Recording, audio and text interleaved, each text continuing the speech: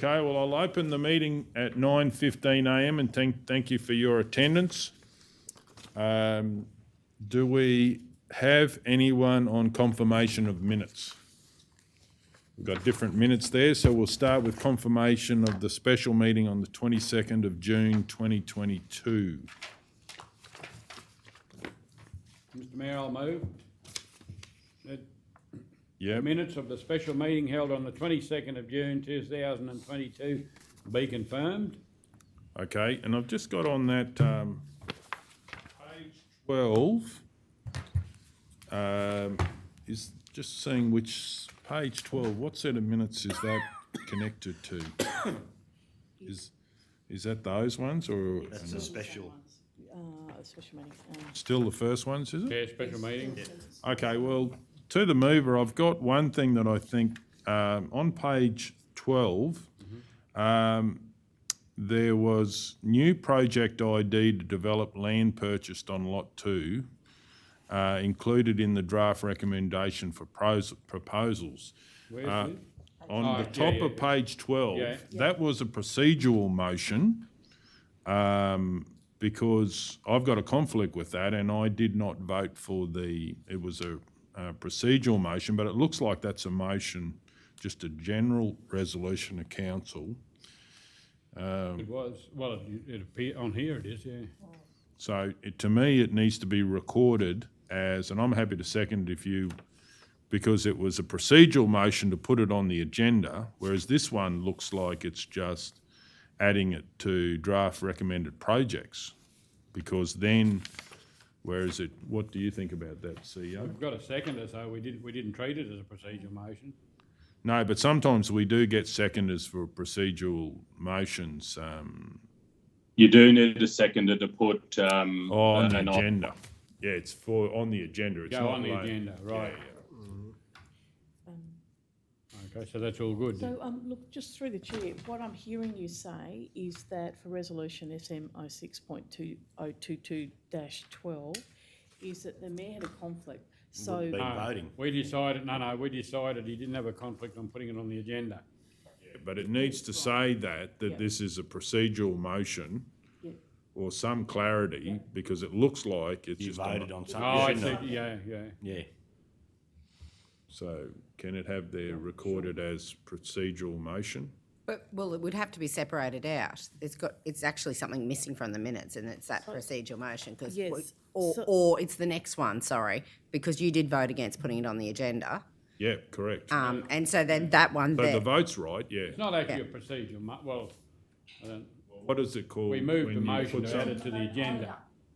notice, I wasn't it? know, yeah, it wasn't a procedural motion. Okay, so look, through the chair, what we can do is make a record of that in the minutes, maybe ahead of the resolution, so that it's clear in relation to the resolution vote.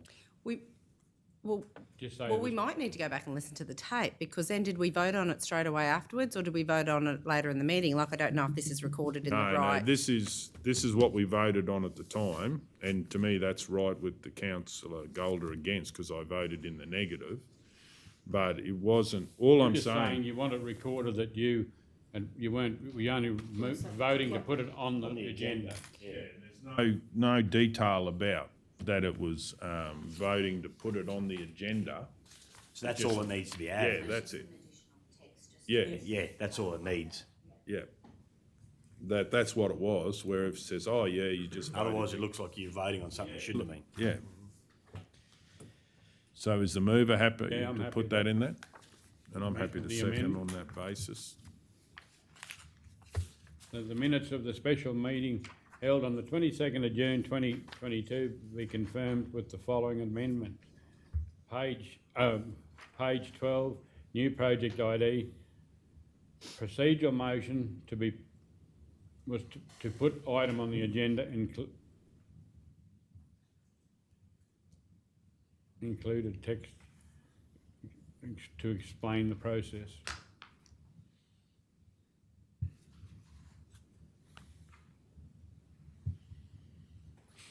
Yep, I'm happy with that. As a seconder, Well, through the chair, yeah, it's probably, is just that you want to adopt the minutes of the special meeting, blah, blah, subject to the amendment on page 12 is that a record is made in relation to the mayor's vote, which was only to, or this item was only to. It was only to Sorry. add this item to the. Anyway, sorry, I'm subject to amendment, procedural, it's not a procedural motion, subject to page new project ID, whatever it is, to include text explaining that this was an item without notice and that the motion was to put the item on the agenda Yeah, put on the item on the agenda only. without notice only. But I just think we need to, like, if we're going to have the minutes correct, I agree, I know exactly what you're talking about and I agree with what we were doing at the time, but it actually says be included in the draft recommended projects as part of item C7. So we actually we were putting it in item C7. We weren't actually putting it on the agenda like like we normally do. So I think we need to make sure that if we're doing it, Yes, like, absolutely. I agree with what you're saying. I just think we need to get it right. And we might need to listen to the tape to do that because we can't change a resolution that was voted on, and it was the resolution, according to this, was be included in the draft recommended projects as part of item C7. And what we're wanting to do is put a narrative in the minutes just ahead of the motion, aren't we? Yeah, just to explain that we're putting in that. This motion was actually just to add it to the agenda. Add it to item C.7. Yep. Well, do you want to go with wording now, or do you want to listen to the tape and lay it on the table till later in the meeting? So I would prefer if we did have an opportunity just to review it so it's accurate. I mean the sequence of events that led up to this particular motion probably weren't correct in the end because you'd made a declaration, got a conflict of interest on the matter, and then knowing that later on we came out of close to vote to put it into the report for consideration. So I mean that was probably something we should have picked up at the time, but it was late in the day. I think given that you've raised it today, the right process would be to hold the adoption of these minutes so that could be reviewed so it is a true and accurate record of what happened. Sure. Just to be clear, it wasn't raised, this item in close with me about anything because I got a conflict, so I never, but it was raised outside that someone wanted to add it to the agenda, and that's what I just wanted to be clear that this is, if it wasn't a procedural motion, it was a motion of mechanics to get it onto the agenda, which we've been told normally no one has a conflict with, but it doesn't look like that when you look at the minutes. And that's the point I've just made. The sequence that led up to this particular part was in the wrong order. Mr Mayor, I'll move that we lay this on the table until later in the meeting. All those in favour? Yes. Yes. 8-0. Okay. Now, moving on to ordinary meeting of 22nd of June 2022. Do we have a mover? Councillor Hancock. I'll move that the minutes of the ordinary meeting held on 22nd of June 2022 be confirmed. Do we have a seconder? Councillor McMullen. Any opposition? We'll go to the vote. All those in favour? Yes. Yes. 8-0. Do we have anyone to move on the special meeting minutes of the 30th of June 2022? Councillor Burkett. I'd like to move the minutes of the special meeting held on the 30th of June 2022 be confirmed. We have a seconder, Councillor Ladbrook. Any opposition? Does anyone wish to speak? We're going to go to the vote. All those in favour? Yeah. Yes. Councillor O'Neill, did you? I didn't. Yeah, he said yeah. Right, it must have gone at the same time. Sorry, I did. Yeah, yes, I thought I Right. did. Yeah, no, it might have been because you both answered at the same time, but so that's 8-0. Okay, and have we done the? No, that one. No. So the budget confirmation of the of the budget meeting on the 30th of June 2022. Do we have a Mr. Mayor? mover? Yeah, Mr. Mayor, yeah, on page 62 of those minutes, yep, please go ahead. Yep, 3.3.2, which is the budget, at the bottom of it, it says that it was carried and that the mayor exercised his vote and cast in favour of the motion, but doesn't actually list who voted. Look, through the chair, I don't think you called for a division, that's why. Oh, okay. Thank yeah, you. normally I do, but I must have forgot about that. So I think the standing orders are, if you don't call for a division, it's not recorded. Yeah, Thank you. Councillor Taylor. Okay, so do So, we so, have, so I was going to ask that same question. Was that it was unintentional then that you didn't call a division? Because you do normally call divisions on every item that has, you know, a split vote. yeah, no, I would normally do that. In fact, I'd be happy to change standing orders to make it so it would happen all the time anyway. But it wasn't done on this case. Okay. Given that, Mayor, is there, through you to the CEO, is there an option to put a note there of what the division was, similar to what had been suggested to make some clarity on what the Mayor had raised on the minutes from the special meeting on the 22nd of June? Yep. So through the chair, yes, you can record the people who voted on the motion without calling for a division. If you'd like the minutes to reflect that, it's probably just adding that into the adoption of the minutes that you say with the amendment that an item 3.2 that on page 62 that a record of the vote, a record of the councillors who voted for the motion be recorded. Well, that we has have to that. be, yeah, it obviously depends who moves it. Did you want to move that? And Councillor O'Neill, and see if that gets up? I'm happy to move that. Righto. So what are we moving, just to? The record of the vote, it's just that we're actually noting so the you just wanna put it in division. the minutes? Yeah, Yeah, that's what it amounts to. That's it. amend the minutes. But this is the first time ever we've done that. Normally, once we've missed it, we've missed it. Yeah. No, I accept that, but it's just putting a footnote there, as the CEO said, it's possible, similar to what you were suggesting happens on the confirmation of the minutes from the 22nd of June. So I'm happy to move the adoption of the minutes and have a note just highlighting, because obviously it was an omission on the day, because it's not consistent how it's been for the last 6 years when there's been a split vote. So I'm happy to move that we include a note there on the how the council has voted for and against this particular item in the minutes. Okay, do we have a seconder for that? Happy to. Well, That's all right. It's hard online, whatever. yeah, okay. So we'll go with Councillor Taylor. Any opposition? I'll speak in opposition.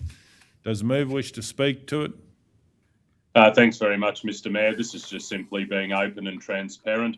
As you say, you missed it on the day, which has not been the process, as I say, for the last 6 years with split votes or divisional votes in the chamber.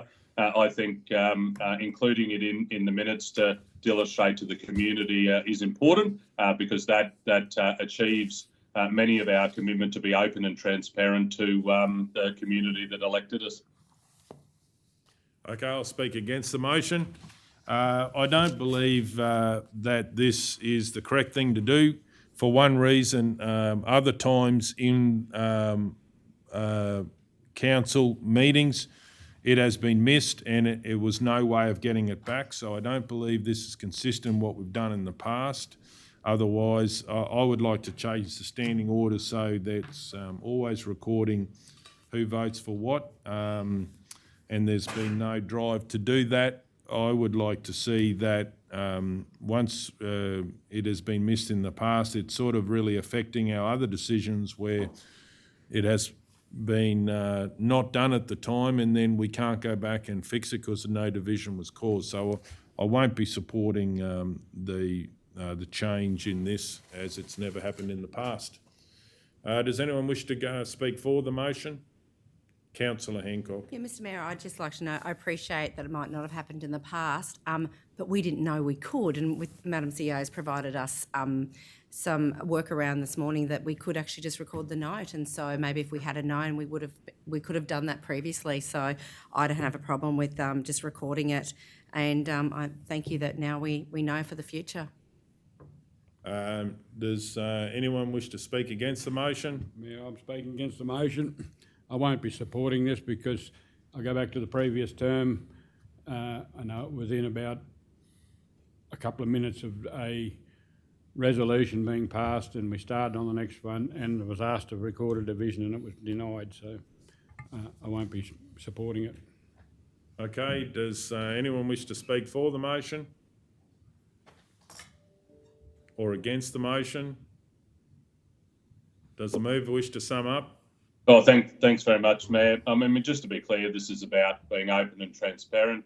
The language that, Mayor, you just used in speaking against it suggests that you in fact do support it, and that you would seek to change the standing orders. That hasn't come before council yet, so I don't know how you know that it wouldn't be supported or considered.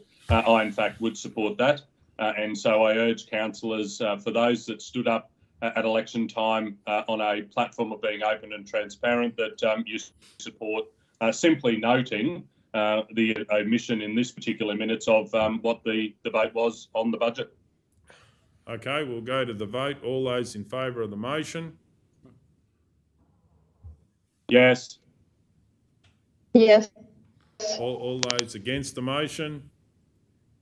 It's for all, and I'll use my casting vote in the negative. Do we have a mover on the minutes of the... Do you want to call it for division? Yes. Yeah, I can actually ask for a Thank you, division. Councillor. I'll call for a division. There you are.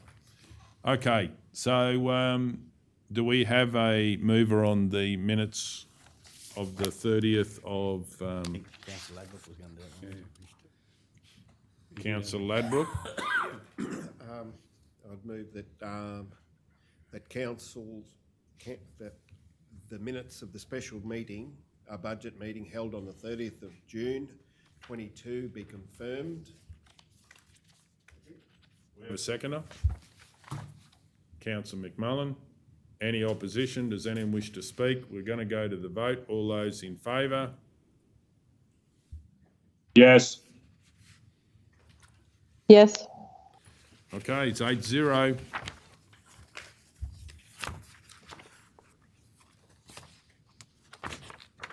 Okay, I think that's all the minutes done at this point in time. Okay, item 10.1, annual show public holidays Are we 2023. doing 5.1? 5.1, which is 5.1? page, Sorry, I'm going too fast. page 94, 93, sorry. Apologies. Want to declare a conflict of interest, Mr Mayor? Righto. 5.1, tender 22000, auctioneering services for disposal of non-current vehicles, plant, equipment, assets. Mr Mayor, I'd like to move over conflict of interest on 5.1, tender 22000, auctioneering services for the disposal of non-current vehicles, plant and equipment assets. Myself, the declaring councillor. Jeff McMullen, person of interest, myself. I buy and sell cattle through Watkins Proprietary Limited, who are mentioned in the report. It's a declarable conflict of interest. Although I have a declarable conflict of interest, I do not believe a reasonable person could have a perception of bias. Therefore, I will choose to remain in the meeting. However, I will respect the decision of the meeting on whether I can remain and participate in the decision. Okay. Do we have anyone that wants to move on this one? You got it? Councillor Ladbroke? Up there. That I'd like to move that is in the public interest that Councillor McMullen participates and votes on the agenda item 5.1 because a reasonable person would trust that the decision is made in the public interest. We have a seconder, Councillor Burkett. Any opposition? Does anyone wish to speak to it? We're going to go to the vote. All those in favour? Yes. Yes. 7-0. I'd like to move that this lay on the table till later in the meeting to request till we receive information about the local directors for all the different tenderers. All those in favour? Sorry, Mr Mayor, I don't understand what you're requesting- asking Yeah, for. nor do I. Requesting information on the amount of the directors of all the tenderers as part of local, how many are residents of the Maranoa?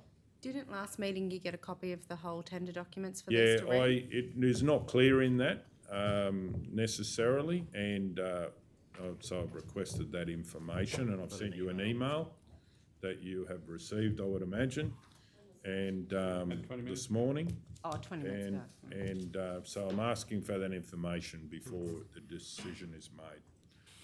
Okay, all those in favour? Is that part of an S170A? No, I've just asked it to the CEO in preparation for the meeting. Okay. Yeah, all those in favour? Yes. Yes. Okay, that's 8-0. Righto, moving on.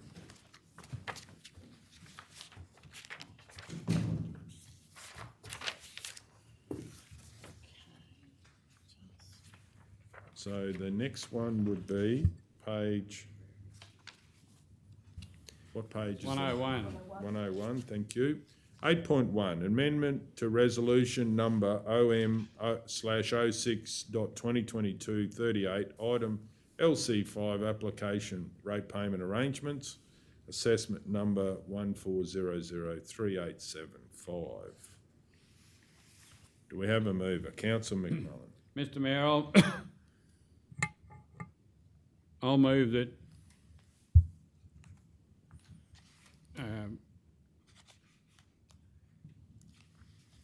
I'll move that council note that there was an error in the meeting minutes recorded, that council amend resolution 0M-06.2022-38 to state that council, 1, decline the applicant's payment arrangement as proposed, 2, advise the ratepayer that a minimum payment of $114.09 per fortnight will be required to ensure that all rates, charges and arrears accumulated are paid in full by 30 June 2023. 3, advise the ratepayer that they have 21 days to respond to council regarding this alternative payment arrangement. 4, will continue with debt recovery should the ratepayer fail to respond or write to the or make the required proposed payments to reduce the outstanding debt. 5, write to the applicant including information about the status of their arrears and the debt recovery process that council could take. Okay, we have a seconder, Councillor Guthrie. Any opposition? Does anyone wish to speak to it? No, thanks. Or not. We're going to go to the vote. All those in favour? Yes. Yes. All those against? Yes. So it's 7-1 if I can call for a division. Okay, moving on. 10.1. Page 104, I believe. Annual show public holidays 2023. Conflict there. Yeah, please go ahead.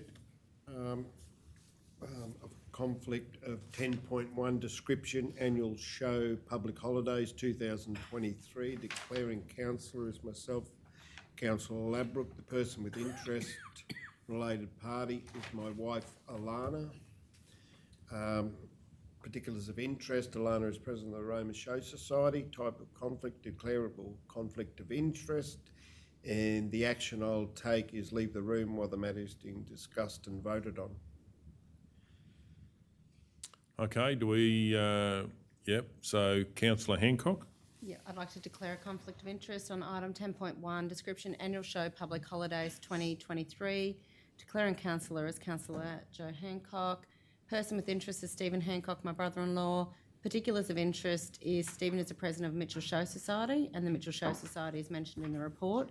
Type of conflict, Kel, could that be prescribed conflict, please? And action is I'll leave the room while the matter is discussed and voted on. Okay, okay, thank you, councillors. Let me find out about that one.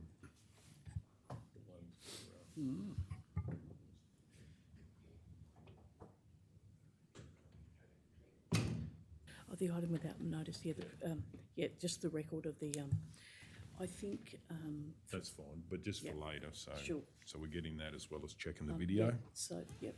Okay, councillors, do we have a mover? Councillor Guthrie, I'm happy to move, but I have a question to ask. please go When ahead. we normally include Warrambilla in there, I know that they're the week before, and normally it's a Saturday. Would we make note that there's actually a Warrambilla show? Sorry, Mr Mayor, Councillor Guthrie, we can't hear you online. My question was just including the fact that there's a Wallumbilla show in there as well. Well, the only thing is. It's a Saturday, I know. The two councillors would not have a conflict with Wallumbilla, so it would be better to deal with them. I know what you're saying, and was that a public holiday? I didn't think they No, had it's it not. there. They don't have public No, holidays. they No, don't. it's This is not. to do with Saturday. public holidays, not show dates, because they decide them themselves, so. Okay, all good. Okay, do we have a mover? Councillor Guthrie. I'd like to move that the Chief Executive Officer make application for ministerial approval for the following special holidays. Friday, the 12th of May, 2023, for the 2023 Roma Annual Show holiday, and Tuesday, the 16th of May, 2023, for the 2023 Mitchell Annual Show holiday. Okay, do we have a seconder? Councillor Burkett. Any opposition? Does anyone wish to speak? We're going to go to the vote. All those in favour? Yes. Yes. Younger lady. 6-0. My ears.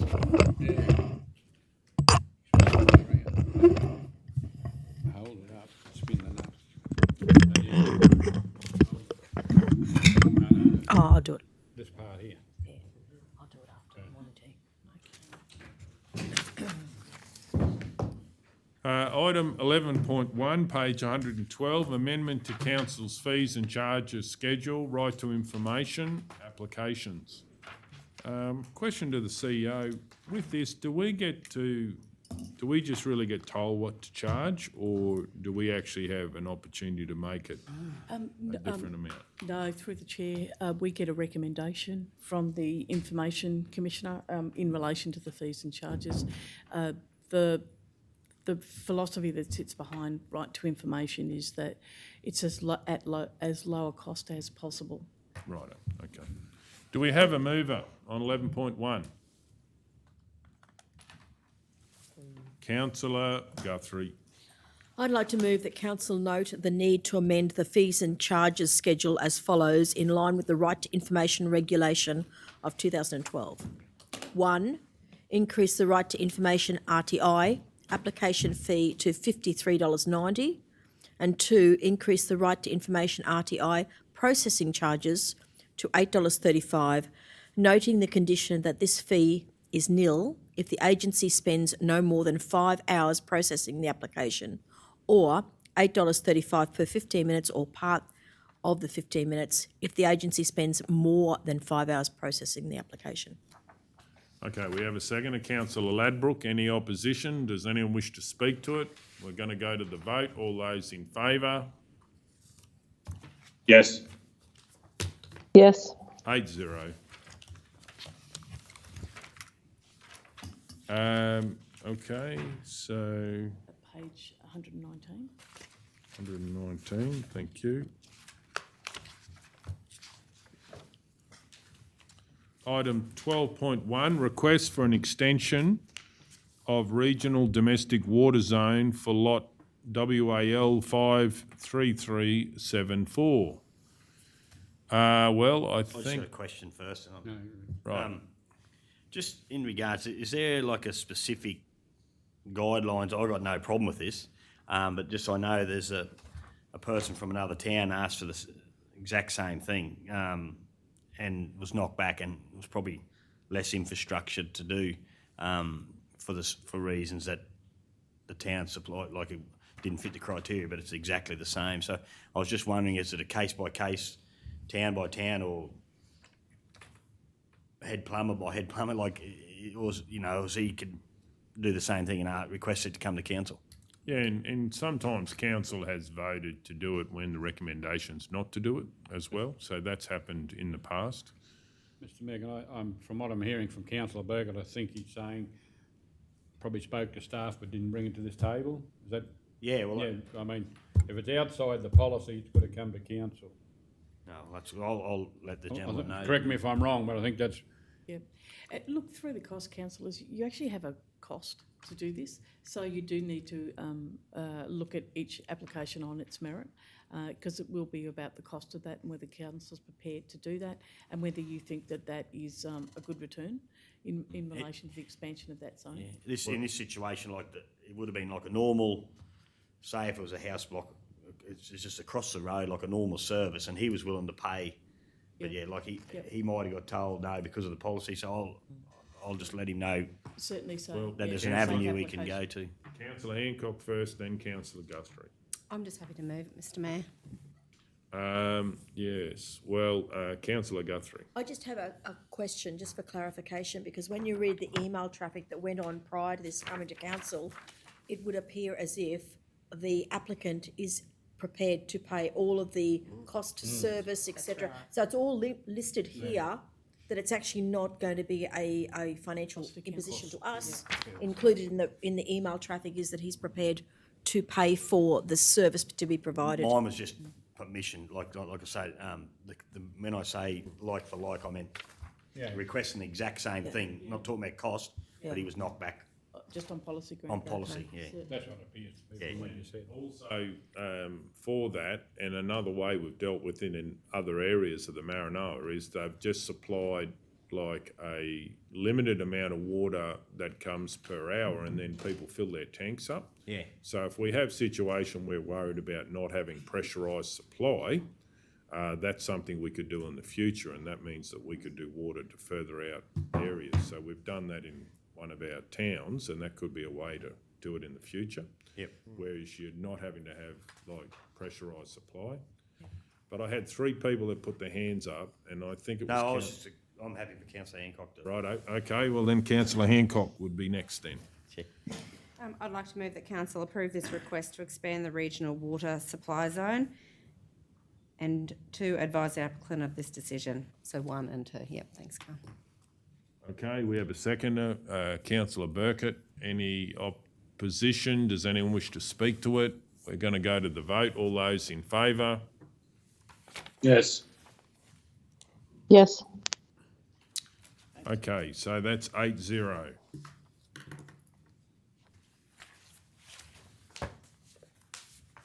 Item 12.2, applications for funding under Australian Government's 2023-2024 Black Spot Program.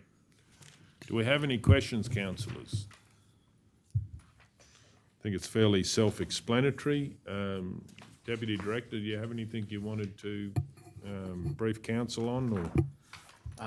Nothing specific, Mr Mayor, that hasn't got in the report. Essentially just work with the local area around this dingo barrier grid. It has been a problem for a little while, that grid, so I see Black Spot as it's a really good opportunity. We've had quite a lot of success with smaller Black Spot funding applications than the real big ones, and this is 300 or 400 metres around the curve and that, so work with Lee, and I think this has a good candidate to get a big improvement up there. So. Righto. Okay, do we have a mover? Councillor Burkett. I'd like to move that Council 1 submit a proactive road safety application under the Australian Government's 2023-24 Black Spot Program for the following. A, improvements to the dingo barrier grid curve on Wommelbank Gap Road, approximate chainage 6.520, And B, regional crest widening project for high order roads that also provide function as a regional school bus route. Oh. Yeah. But is that your school bus No, route? but Not even your town. yeah, but still, anyway, it's a long bow, I suppose. So, To Mr. authorise chief executive Yeah, officer. excuse me, Councillor. Yeah, no, Burke, 'cause it was it's- just hear from the Deputy Director. Through you, Mr Mayor, if it helps at all, the school bus route probably in question wouldn't be considered a high order road as well. So this is a high order road plus a school bus route, which is your 6 miles, your Womblebanks, the higher order road. That one in particular is not wouldn't meet this criteria. So Okay. But if you wanted to give a voluntary declaration, you're quite welcome to, if you want to. Just do the wording. If But you- halfway through a motion. No, we haven't done it yet, so. Because it says regional school bus Yeah, route. Councillor Beckett, it does. Yeah. It's The saying- show. But it's always better, no decision's been made, it's always better to, Yeah, well, for you to be comfortable with what you're doing. Yeah, no, even though it's got nothing to do with my route, but it's because the word regional probably. Which, a question through the mayor, that means that any of the regional bus run routes would be taken into consideration to where you put the funding, potentially? Because it's regional, Deputy Director. the answer to that, it says higher order roads that also provide function as school bus routes. So it's essentially two criteria. It's the highest order road, which is not a route that is in Mitchell, but yeah. So it doesn't actually meet that criteria, but I'm not going to. Yeah. You'll just need to Way make you go, that call. Go for it, boy. Sorry, everyone. I'll have to shake the hat at myself. Yes. 12.2, description application of funding under Australian Government's 2023-24 Black Spot Program, declaring councillors Councillor John Burkett, person of interest is myself. Particulars of the interest, I operate a school bus run out of Mitchell, and the words regional school bus route is mentioned in the report. And it's a declarable conflict of interest, and I will leave the room while the matter is discussed and voted on. Is it So did you declarable? want to do Describe. that, or can you stay in the room? Describe, sorry. Do you want to stay? Do you want to Oh, well, yeah. stay in the room and say that, Okay, for well, instance, although I have a declarable conflict of interest, I do not believe a reasonable person could have a perception of bias. Therefore, I will choose to remain in the meeting. However, I will respect the decision of the meeting and on whether I can remain and participate in the decision. and also Councillor Burkett, did you want to add in there? It's Well, up to you, but did you want to Yeah, add in there? in that particular's interest, on it doesn't actually include my school bus run doesn't meet this criteria or Doesn't I use would- this road. doesn't use this road. But also, do you want to put that in the bottom where you say, I don't think you can, the action part. well, you can add something to the action part. You could say why it doesn't, because it's not considered in this funding. Yeah, Is that correct? It wouldn't be that order roads are not considered in this funding, is that correct? This is a Deputy particular Director. road in the resolution, a particular road. Yes. No, the whole program is not considered, because it's got to be a higher order road, is that correct? Higher order road, Mr Mayor, which is a collector road, which the likes of Pinelands, etc., are not high order roads. It's a primary. it's Pinelands, Forest Vale, Yeah. Warrego. Yep. Yeah. No, they wouldn't meet the criteria of a higher order road. Well, my school bus doesn't meet the criteria of the high order roads. Yeah, I put it in the Yeah. bottom bit. Add that.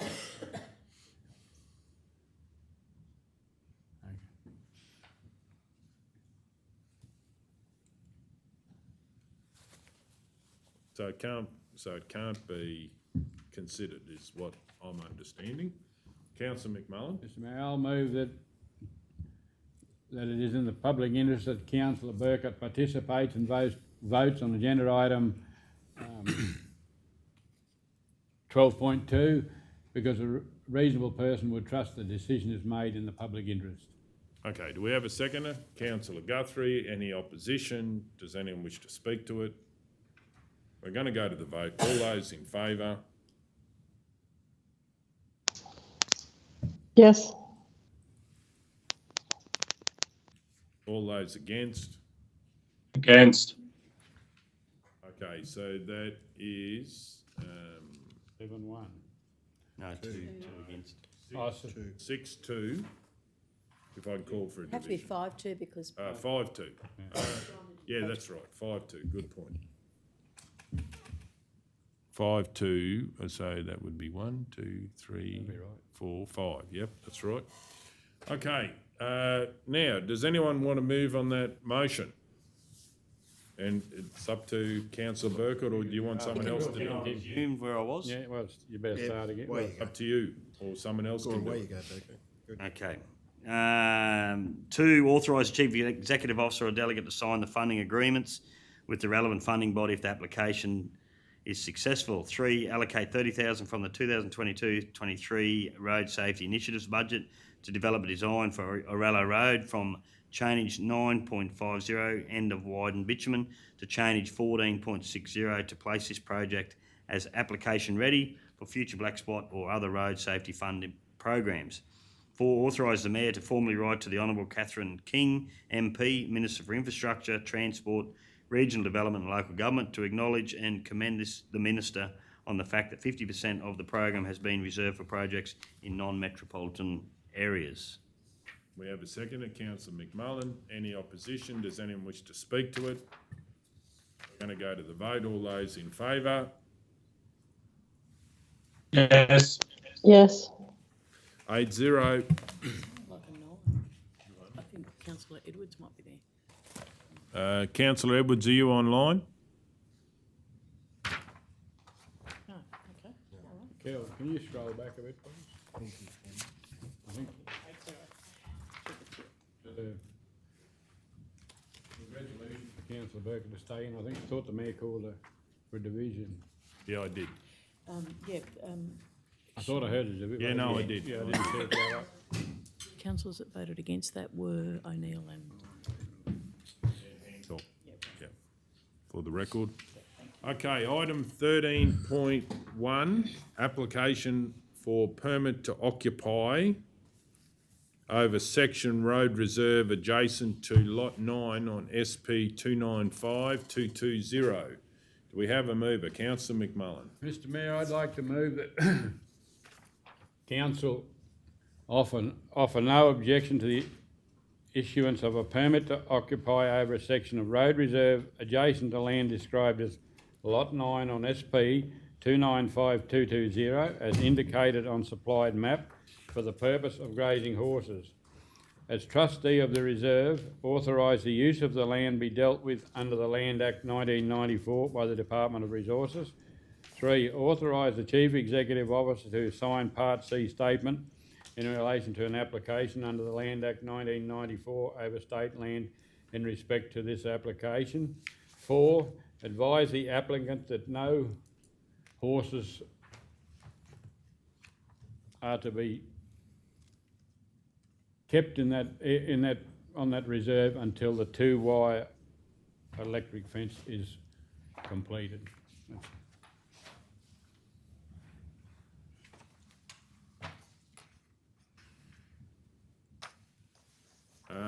Okay, so do we have a seconder? Councillor Ladbrook. Just got a question. So we're offering, issuing the permit for this, are we? No, the state government will offer the permit by Department of Resources. Because we're the trustee or the road manager in this instance, they ask us if we have any objection to them offering the permit over the land. This one was approved back in 2019, I believe. It's just that the application or the applicant took so long to put the application into the department that it had to come back to see if our views or council's views had changed. So Councillor McMullen, do you think that number 4 should change to, because we're not doing the application, so we're only being asked about it, so should it not be request the department that have that as a condition or give them some feedback about what you want in point 4, because it's not us that are issuing it. Do you understand what I mean? Yeah, okay. So we could put that request if we think it's beneficial, but, and it's up to them what they do, We don't but, want to recommend it, we want them to enforce it. no, but, can't, but through the chair. we're not the body that, it's not our permit, we're not Yeah. putting it. We're just, the ones where they just ask us what our Then opinion maybe is. they should go and police it, not us. We're the ones that Well- copping the flack over it. But you do have an opportunity to put what you're saying, but do it in a double, you could recommend. But we can decline it if they don't want to put the two fence. No, it's not they just ask us our opinion on this. Is that correct? Through you, Mr. Mayor, we do have the opportunity on Part C, that form that we fill out, that to add that as a condition. We certainly have that. Got the right, that's Yeah. what I thought. We do have the opportunity to We offer can that make as a that a part condition. of our, if they don't enforce it, if they don't put that in the permit, we don't agree to it. Yeah, through you, Mr. Mayor, we could put something there along the lines of council's support is conditional on the applicant being required, being advised that no horses are to be kept on that reserve until the 2-wire electric fence is Yeah, I'm happy. So completed. you happy with that? Yeah, better councillor? wording, I'm happy with that, yeah. That's what I'm, Yeah. that's what we're trying to And I'm get to. happy with that, Mayor Golder. Council support Righto. is conditional upon advising. Well, we don't have to advise the applicant, do we? No, that's it's- fine.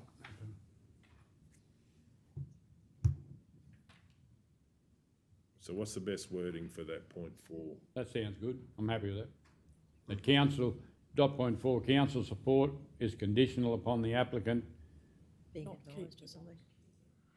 Not keeping horses not. on the reserve, Not keep not keeping. horses, not keeping horses on the reserve until the 2-wire electric fence is completed. That sounds professional, does it? Okay, councillor Ladbrook, you're happy with that from a seconder? Yes, sir. Righto, so that is the motion.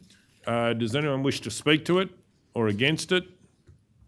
We're going to go to the vote. All those in favour?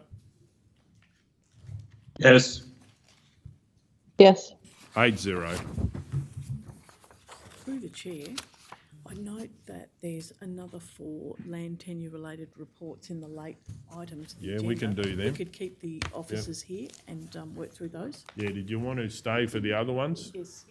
Just through the chair, we're just suggesting that we bring forward L2, L3, L4 and L6, which are also tenure related, and we can deal with those at the same time without you having to come and go all day. So do we need to move a motion to change the order? Agenda, yeah. Procedure, yeah. Yes, certainly, that council, Good thinking there. items L2, L3, L4 and L6 as the next items, yeah. L2, L4. L2, 3, 4 and L3, 6. 4 Three. and 6, yeah. Yes.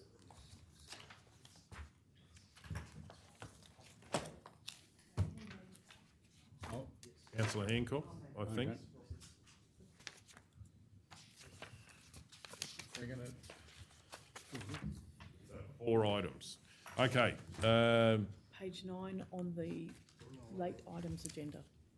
do we need a seconder for that? Oh, It's a no, it's procedural. Procedural, righto. Okay. I'll So be- we're shifting, we're going to deal with L2, L3, L4 and L6 next, and the motion has been, procedural motion's been moved by councillor Hancock. We're going to go to the vote. All those in favour? Yes. Yes. Yes. 8-0. Okay, so we're going to start with L2. Which is Page 9, Department of Resources request for views on 11 West Street, Wallumbilla, or Lot 169 on WV 1680. Councillor McMullen. Mayor, I'll move that council, that council offer no objection to the conversion of freehold over lot 169 on WV 1680, 11 West Street, Wallumbilla. Okay, I've just got a question. So obviously for conflict of interest or whatever, the person involved, is that someone that, This is the hospital. This is a hospital. Wallumbilla Yeah, Hospital. because I see the hospital's noted there, so that's the only person that's affected. Yeah. Through you, Mr. Mayor, that's the department's asked us who, if we had an objection to it, them transferring it to freehold. They haven't told us who's buying it, or any of the more particulars than that. It's just that we understand that was used by the hospital to house staff, but anything above that is not known to us. Do we know, should we not know for conflict reasons who's looking at buying it? Well, may not be anyone buying it. It might be going to go out to sales by tender, we don't know.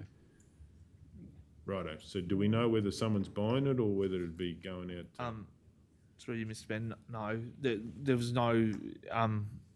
Generally, when they ask these things, they ask prior to going out to sale. Right, Maybe someone has okay, well, that's offered, good. but we're not privy to We that don't know information. about it, They so only we want to know don't- if we have an objection because we need to use that land, or if we have an interest in that land, for operational reasons. More so is why they ask the question. And can I ask, have we asked, like we've done in the past, have we asked all our departments whether we've got a couple there, but Through you, Mr. Mayor, we generally ask the people who we think would have or could have interest in the Yeah. land, so our engineering department and things like that. And in this instance, yes. but we haven't asked the local, overseers and stuff in case they've got any use for it. So we've asked Strategic Roads Management. There's currently a residential property on the land. Oh, is there? Yeah, there is. Yeah, Oh, yeah, right. and it's housing used by state government in Yeah, the right, past. okay. Yeah. Yep, righto. Okay, so do we have Second. yeah, councillor Burkett. Righto, anybody wants to speak for or against the motion? We'll go to the vote. All those in favour? Sorry, Yes, yes. Okay, that's 8-0. Moving on to the L3 on page L3. 16.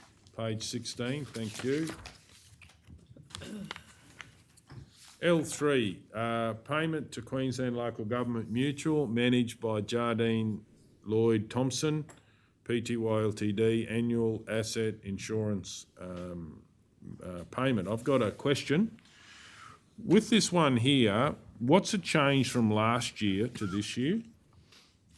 And also, with the options, if you're not in favour of changing it, is this the quote based on not insuring all those assets, or is that an option but you haven't got that in your recommendation?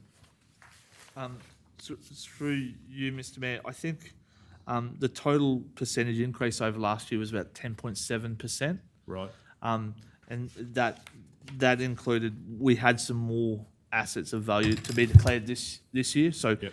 our declared value went up also. With your second question, which assets? Well, it says in here somewhere if we didn't want to, Page 19. what page was it? We've already said we're not going to go Through there. Mr. Page Ma- 20, I would have thought. Yeah, page 20, I 20 think. Page 20 that we're looking at. Through you, Mr. Mayor, that's just a calculation based on pro rata. Yeah. We won't not declare assets unless that's through resolution. So we declare all of our assets over $10,000 as per our valuations that happen annually. There is a few instances in the past where council have resolved to remove a couple of them assets from the schedule. We continue to honour that resolution annually, but it's a very small portion. I think it works out to be 0.3% of our declared assets that we've removed in the past. So these in here are examples, but they're not in the motion. The motion is to still insure everything. Is that correct? Yeah, the recommendation is to continue insuring everything. insure everything unless we do it as a motion of council to get rid of it or whatever. Yeah, to remove assets, remove it, absolutely. So through you, Mr Mayor, that the assets that council decided not to insure in the past, they were things like hard stand Yeah, areas, I chain see wire that in the fences, report, things yeah. that were very low risk. For them coming to council, or it was before our time, but basically, these are examples, but none of this is in the recommendation, is all I wanted to know. Yeah, it's a few. Through you, Mr Mayor, I wanted to provide a few examples of Yeah, things that yeah. we could take away. That it's really a council decision. I'd Yeah, be yeah. happy to work through that, but with a lot of these things, the community still has a lot of expectations of council. Yeah, I still yeah. receive phone calls from the community asking to provide examples where we insure certain assets regularly. Hmm. So just through the chair, just for the completeness of the report, you've actually said there was a resolution in 1819 to remove a range of assets from the schedule. So they were removed in the year 1819. So what you're saying is they went back on the schedule for 1920, 2021, 21, I'm 22? sorry about that. No, that we continue to honour that resolution. Yeah, right. So they are removed Yeah, from the they're schedule. Sorry, permanently removed, it's. yes. I thought we were talking about the other Yeah, retirement. No, page that's fine. 20 is talking about big Yes. assets that we Yes, would be certainly. insuring, which I was checking, because I'm not in favour of that, and I was just checking, but I understand the work and looking at it. The other question I note in here on page 18, that's interesting. If we took the risk, more of the risk, and say, what can we afford as a council for the future to be able to take the risk in replacing ourselves, and what can't we? And generally, large purchases we can't afford, but we might be able to do more, so that might be something we could look at more work in the future. Councillor Hancock? Yeah, thanks through you, Mr Mayor. Officer Gav, just so I'm clear, that table on page 20, it was just you providing us with some efficiencies if council wishes to take up on that, is that correct?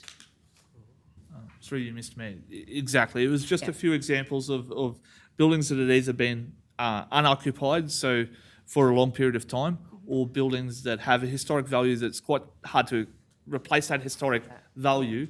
But having said that, I mean, is there a community expectation that there would be something to replace to memorialise that building or that significant historic piece? And through you, Providing Mr Mayor. council with that option of here's some efficiencies if we want to take it And up. through you, Mr Mayor, I thought what Gavin has provided there too, it's a bit of an activity to show we can reduce that, not insure that, but the actual savings to council aren't that big. considerable That's right. for the amount that you wouldn't be insuring. Yeah. It's good. Has anyone else got any questions on that? So on that page 18, when you've got about, there's roughly $30,000 council could save if they took to 50,000. Have we worked that out, or have they told us that's what we could save if we did it? The $50,000 amount is, they have given me that quotation Right, this okay. financial year. The rest is based pro rata on that amount. So the rest are estimates, but the $50,000 is actually a figure that they've given me. Righto. Yep. Righto. But I'd like to move that council authorise the payment to Queensland Local Government Mutual Assets totalling 1.306, well, I might say it a different way, $1,306,334.55 GST inclusive, being payment for property protection, IRS, motor vehicle, engineering, machinery breakdown, personal accident personal accident, and voluntary workers, marine hull commercial and marina operators liability insurances. 2, authorise the Chief Executive Officer to raise a purchase order with the expenditure assigned to the 2022-23 budget allocation for associated insurances. 3, authorise the Chief Executive Officer to complete future payments invoiced by local government mutual in accordance with budget approvals. And 4, continue negotiations with Queensland Local Government Mutual, or whatever you want to call them, for opportunities to look at taking on more risk to council, Or premium reductions. or for Premium reduction. for premium reductions, so we've got something to consider during the financial year, this year, about what risk can we take on and what can't, but it's not, so what have we got there? With Continue to negotiate with LGM for further opportunities for premium reductions. premium reductions by taking on,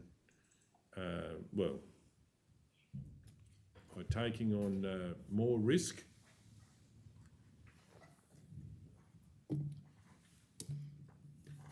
Or other initiatives, just in case they might come up with other things that they want to talk to us Mr. about. Mayor, I've got a question. Councillor Are McMullen? you basically saying we might change the policy down the track?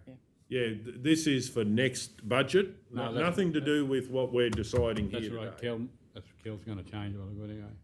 Look, through the chair, your policy settings are probably fine. It's just that you probably need to have a closer conversation Right. with the organisation around what are we going to insure for and what are the recommendation, the options. The only reason I raised it was Kel probably inadvertently had 2022-23 budget, which didn't think that was the mayor's. Yeah. No, Right. it's, Yeah. it's for this next That's year. fine. Yeah. It's gone. Righto, does everyone online understand? It's about future years. Yep. So I'll just read that again. Continue negotiations with Queensland Local Government Mutual Assets for opportunities for premium reductions by taking on more risk or other initiatives. Yep. Okay, do we have a seconder? Mr. Mayor? Yeah, please go ahead. So you're basically saying have a look at our excess and maybe put our excess up. Yeah, like, for instance, we could save $30,000 by taking on more risk what assets can we replace ourselves? But sometimes you do the exercise and it's not worth it, other times it is worth it, and it's up to the full council. Yeah, no decisions, this will be as it is, the recommendation, but it's, instead of like big rush when we're doing budget, I think we should be talking during the year and trying to nut a bit out when the pressure's off. Okay, so, and do we have a seconder? Councillor McMullen. Any opposition? Does anyone wish to speak to it? It's a huge amount of money, of course, but it's an extremely large organisations and we've got assets, that,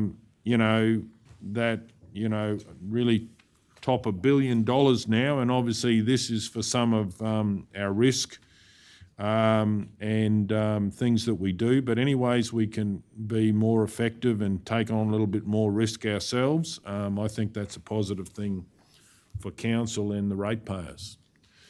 Okay, does anyone else wish to speak? We're going to go to the vote. All those in favour? Yes. Yes. 8-0. Okay, we're moving on to 24. page 24.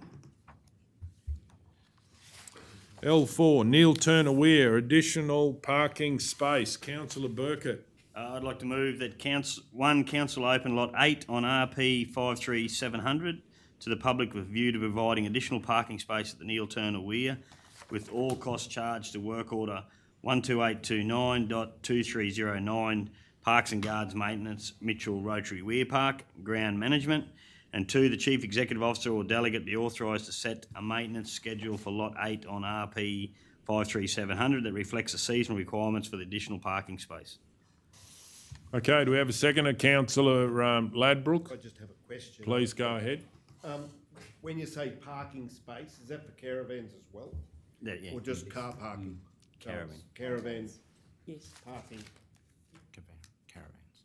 caravans. Same use as the existing other additional Yeah, area. I'll second that. Yeah, we've got a seconder.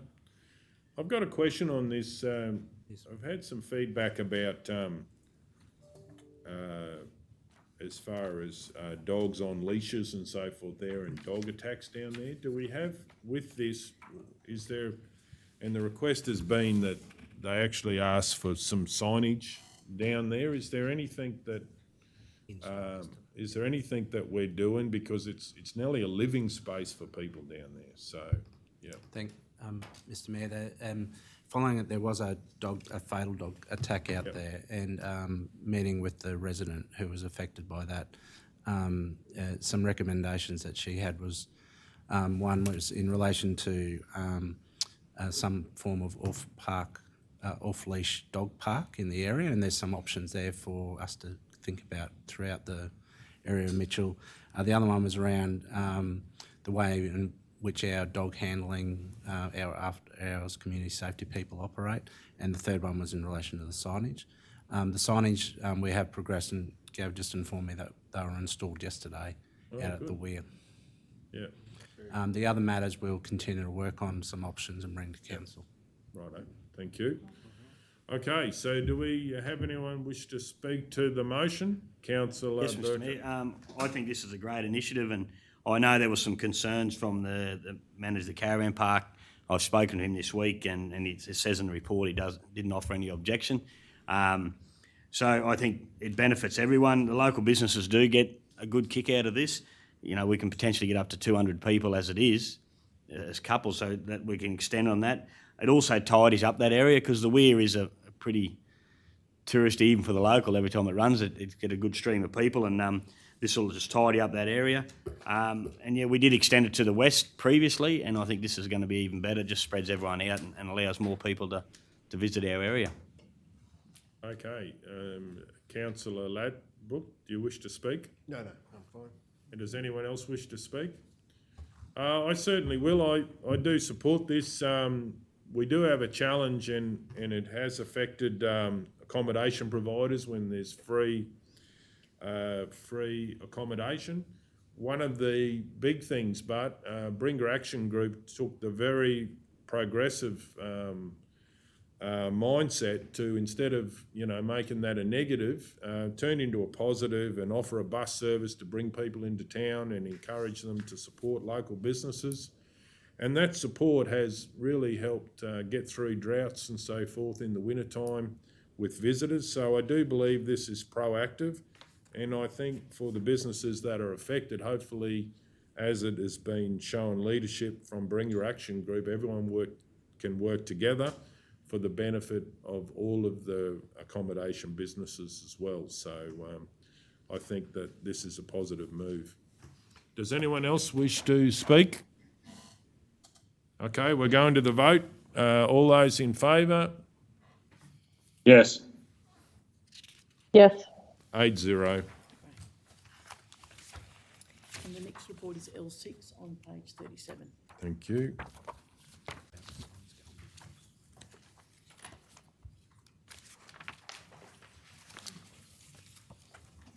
L6, agreement to lease lot 14 on Roma Airport to Roma Aero Club. Councillor McMullen. Mr Mayor, I'll move that Council amend resolution number 0M-09.2021-29 to read as follows: that one, pursuant to section 236(1)(b)(2) of the Local Government Regulation 2012, Queensland, Council grant a lease to Roma Aero Club, being a non-for-profit community organisation, without tender or auction, on the following terms.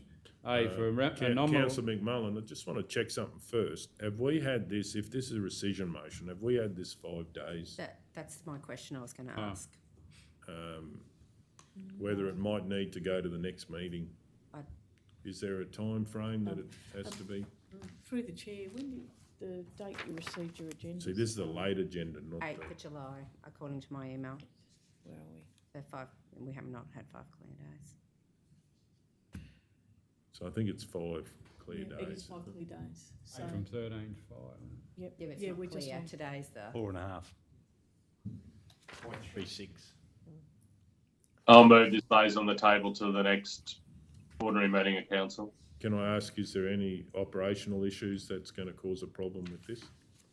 No, there's no urgency. The agreement's been drafted. It's with the group. They're signing it at the moment. So, but there's no issue with this waiting for another fortnight. They've got some governance issues they've got to sort out as well at their end. Okay, so we have a move by councillor O'Neill to lay it on the table. All those in favour? Yes. Yes. 8-0. Okay, that was all of those, I think. There's no more, is there? Is there a confidential? Oh, yeah, well, we can maybe deal with that first Which one once is we it, go sorry? into, it's a closed item. Yeah, but which one? The building, the residential building we discussed. Just what item number? Sorry, Mayor, the microphones mustn't be on over there. 8.4. Late closed for. But anyway, we can deal with that in close. We'll get rid of the open agenda and we can go for there. Thanks so much.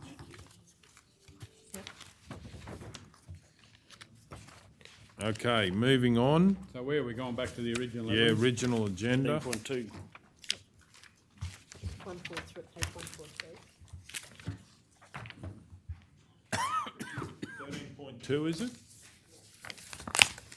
13.2, in-kind assistance request Maranoa Diggers Race Club.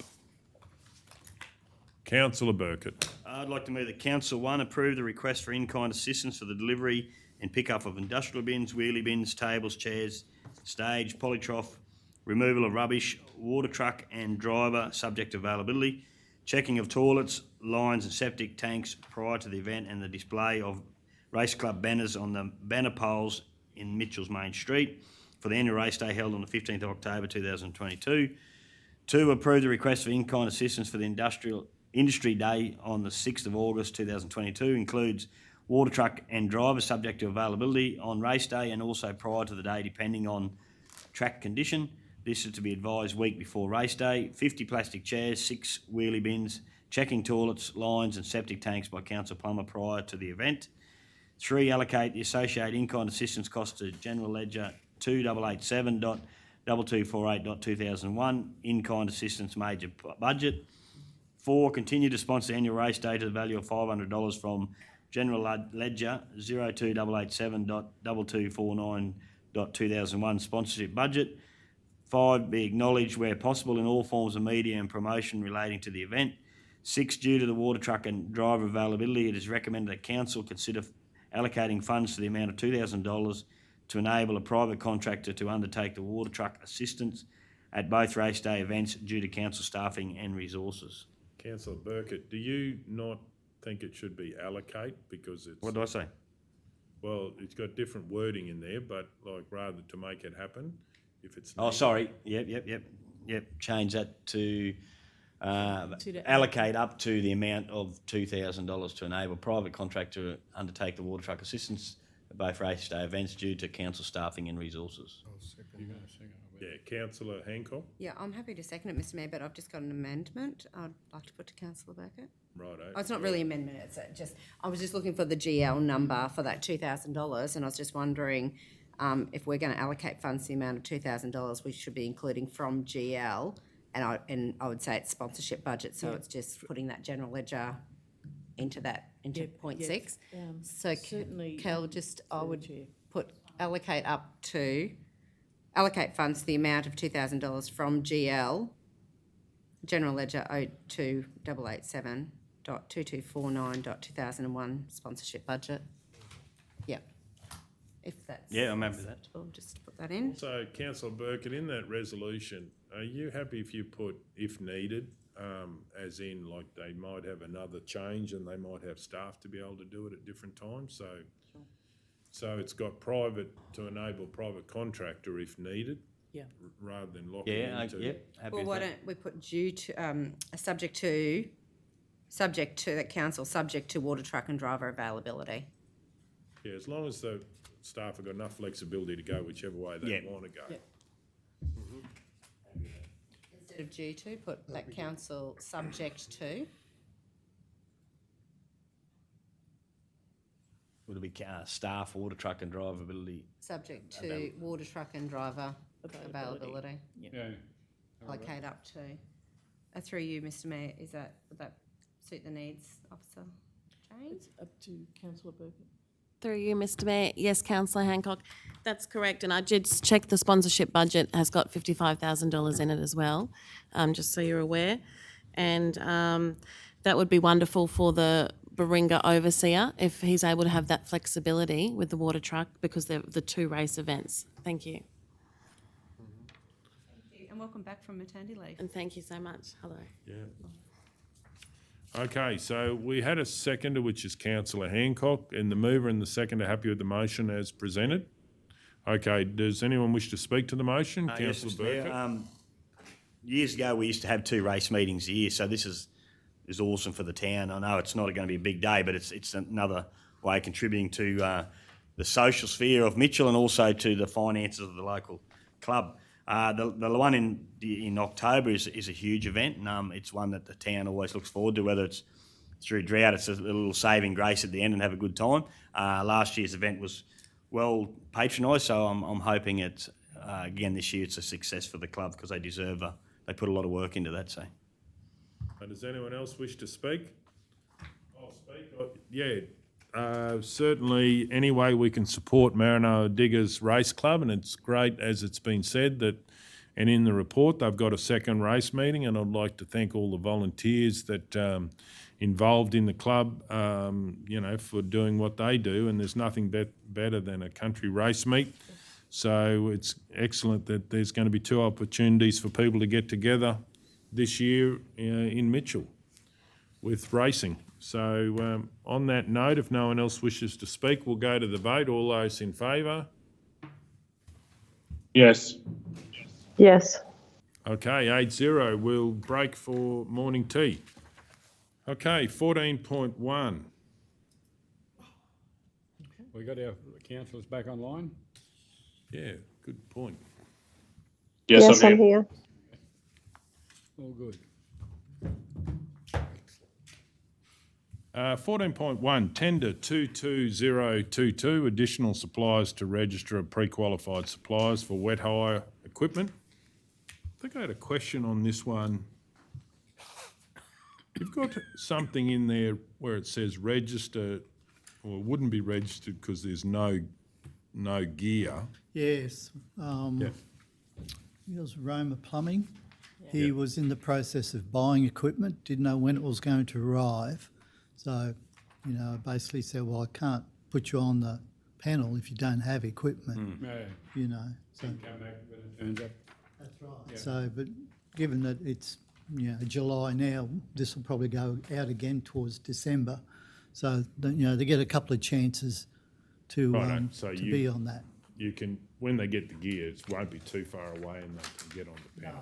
So, and, given the way equipment's taking so long to get into Australia and that, it could be 6 months, it could be 3 months. So, if he said, oh, look, I'll have it next week, then over the course of me doing all of my assessment, I'd wait for that to come in. He That's couldn't good, give me a as long as there's an date. option to get them on there, not a big wait or whatever. So, No, I try and do it 2 or 3 times a year. Yeah, Yeah. righto. Have a question, Mr Mayor. Please go ahead. Through you, Mr Mayor, can I just ask who SEDL Earth Moving are? Seedles. Seedle, they're a Toowoomba-based company.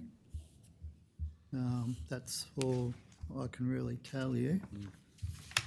Long established company in Toowoomba. Yeah, been around a long time. Very long. And they have a time. large range of equipment. Yes. Okay, Thank any you. other questions?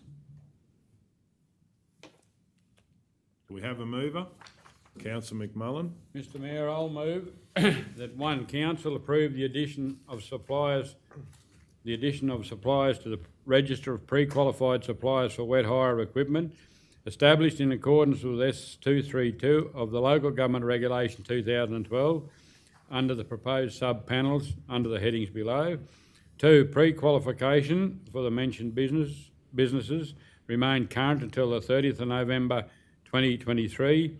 3, council authorise the chief executive officer or delegate to enter into a deed of agreement with the selected tenderers formalising the terms and conditions detailed on the draft arrangement.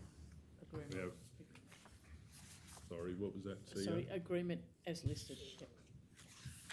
So you've got agreement as listed. Councillor McMullen, you happy with that? Well, as we've already said there, for the mentioned businesses, yeah. Okay, as listed. Righto. We have a second. Councillor Ladbroke, does anyone wish to speak to it or against it? We're going to go to the vote. All those in favour? Yes. Yes. 8-0. 14.2 is page 173. 14.2, requests for participation in Queensland Mental Health 2022. Do we have a mover? Councillor Ladbroke. I'd like to note that council note the email from Queensland Mental Health Week requesting council support for the Queensland Mental Health Week initiative. 2, support the Queensland Mental Health Week initiative by amending the variable street tree lighting in McDowell Street, Roma, to display purple and green from the 1st to the 16th of October 22. Oh, the 8th. What did I say? The 8th to the 16th of October 22. Number 3, distribute a media release to inform the community of the reason behind the purple and green coloured changes in the tree lighting. And number 4, add Queensland Mental Health Week to council proposed tree lighting scheduled for future years. We have a seconder, Councillor McMullen. Any opposition? Does anyone wish to speak to it? We're going to go to the vote. All those in favour? Yes. Yes. Okay. Thank you. Morning, good morning, everyone. Mark Edwards, Councillor Edwards joining the Mark, meeting. morning, Mark. Edwards. We're on to page 179, 17.1. Scholarship Program for Medical Students, Outcomes and Investigations. I would like to move that Council authorise the CEO to consult with medical professionals or medical professional that has been involved in consultation with... Excuse me, Mayor, I've got a conflict here. Righto, please go ahead. Sorry. Can I do it now? Yeah, please Okay. go ahead. Sorry, declaration of interest. Item number 17.1, description scholarship program for medical students.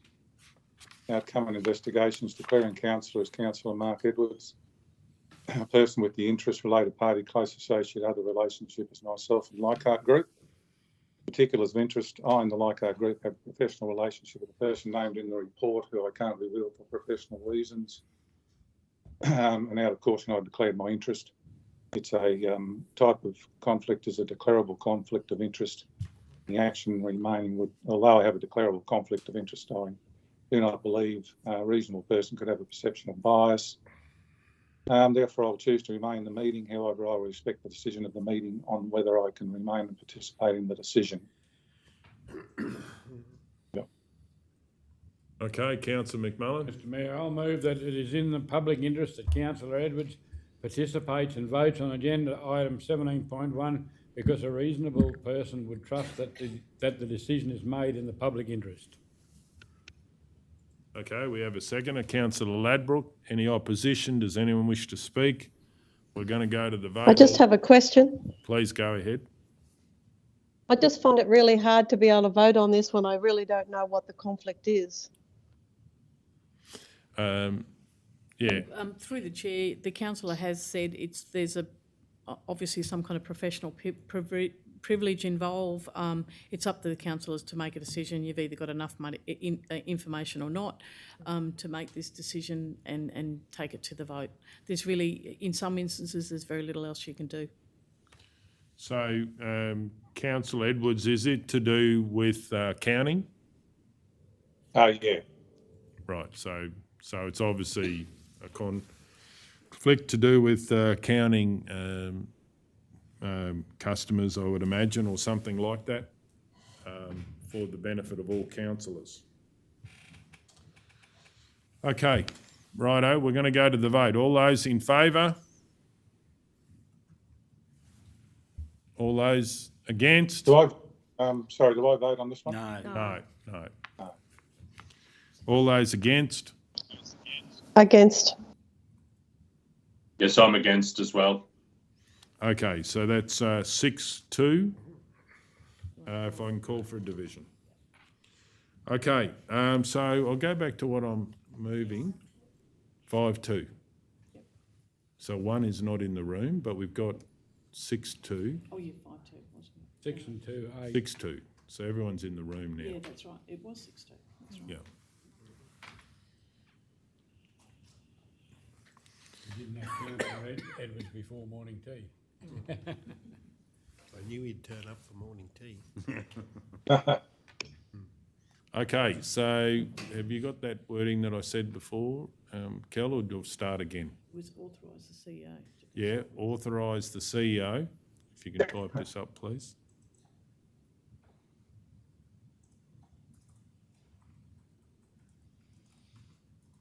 To consult with the medical professional involved in the consultation that would agree to be involved, and any other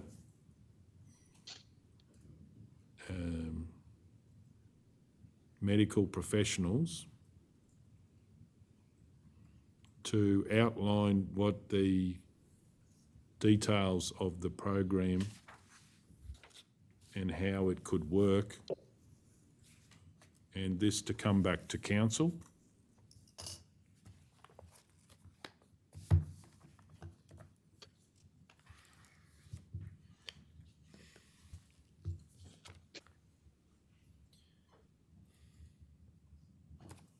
Righto.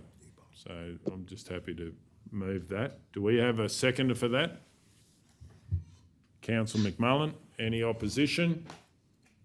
I've just got a Yes. question. Please go ahead. What do you mean by authorise the CEO to consult with the medical professional involved in the consultation? What consultation?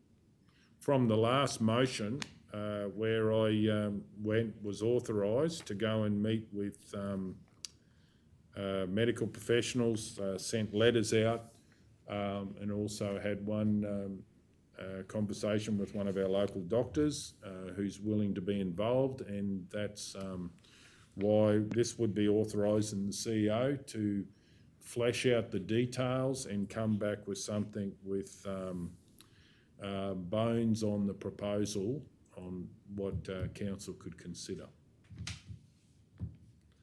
Okay, so I'll speak to the motion. Also have a question. Yeah, please go ahead. I'm just wondering why it can't be a briefing with full council? Well, I believe that medical professionals are very busy, and I think this needs to fit around and actually get some bones on the project. You don't think we could fit around as a council? No, I think it would be more efficient for the CEO to go and get those details and, for want of a better word, go and do that work like a little subcommittee or whatever, and then come back to council for us to decide. Okay, so I'll speak to the motion. I have an amendment. Please go ahead. I'd like to move that one, council invite general practitioners from the private clinics in the region, along with practicing doctors from the Southwest Hospital and Health Service, to workshop how to address our current doctor shortage. Cam, you'll have to go a bit slower for Cal. Can you say that Sorry, again Cal. and go a bit slower because we're reading it. That council invite general practitioners from the private clinics in the region, along with practicing doctors from the Southwest Hospital and Health Service, to workshop.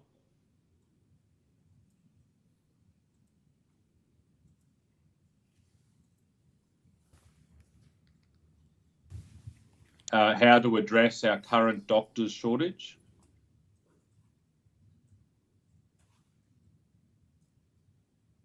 And what Maranoa Regional Council could do to help attract more doctors to our region.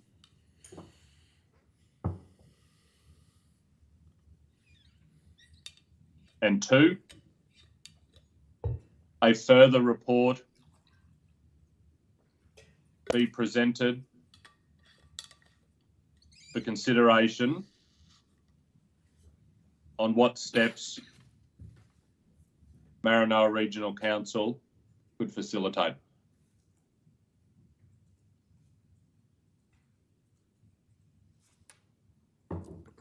Happy to second that. Well, yeah, first I've got to see if I accept that, and I won't accept that.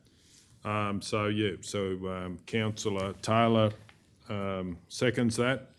Any opposition? I'll speak in opposition. Does the move wish to speak to the amendment? Thanks very much. Mr Mayor, I moved this amendment because I actually do believe in principle what you're attempting to do in terms of the original resolution from months ago and what you're proposing today. I do support that we need to play an active role in fixing what is a looming crisis for our region, and that is the lack of general practitioners, but also doctors in the public system as well. I think initially what you had presented was not going to address in the short term. It may, in fact, in the long term. But I think what would be best for all of us as decision makers around the table is to have conversations with practicing doctors together. I myself have spoken to a couple of doctors to get their views, and there is support for council to work with our local practitioners to address in the short term into the medium term what we're facing here, and that's the shortage of general practitioners and also our public doctors as well. I certainly don't have all the answers. I've never perpetuated that I do. I think we should be sitting down with practicing doctors as a council to hear from them what they believe that their local government could be doing to help facilitate a good outcome for our community, and that's to see more doctors call the Southwest, and in particular Roma and the Maranoa home. So I urge councillors to support this and for us to be in the room when we're having these very important conversations with our practicing doctors in the region. Okay, I'll speak against the motion. The scholarship program, whichever form it comes, I believe in actually going to the people that are actually going to deliver it. I think the short-term issue of the doctors and GP doctors will be something, and I do believe Southwest Health have some plans on how to deal with those, and I think they're but this is what I'm actually putting forward is to grow your own of people that may not necessarily be a doctor but can be encouraged to do so because we would like to grow our own. So I don't support the motion, and I believe that, what I was putting forward will actually have a speedier result as far as getting something back to council and start to get our school children to actually be thinking about, oh, wow, I could do that. And I think it's wonderful to have people willing to give their time up to make that happen, and we should grab that opportunity while we can.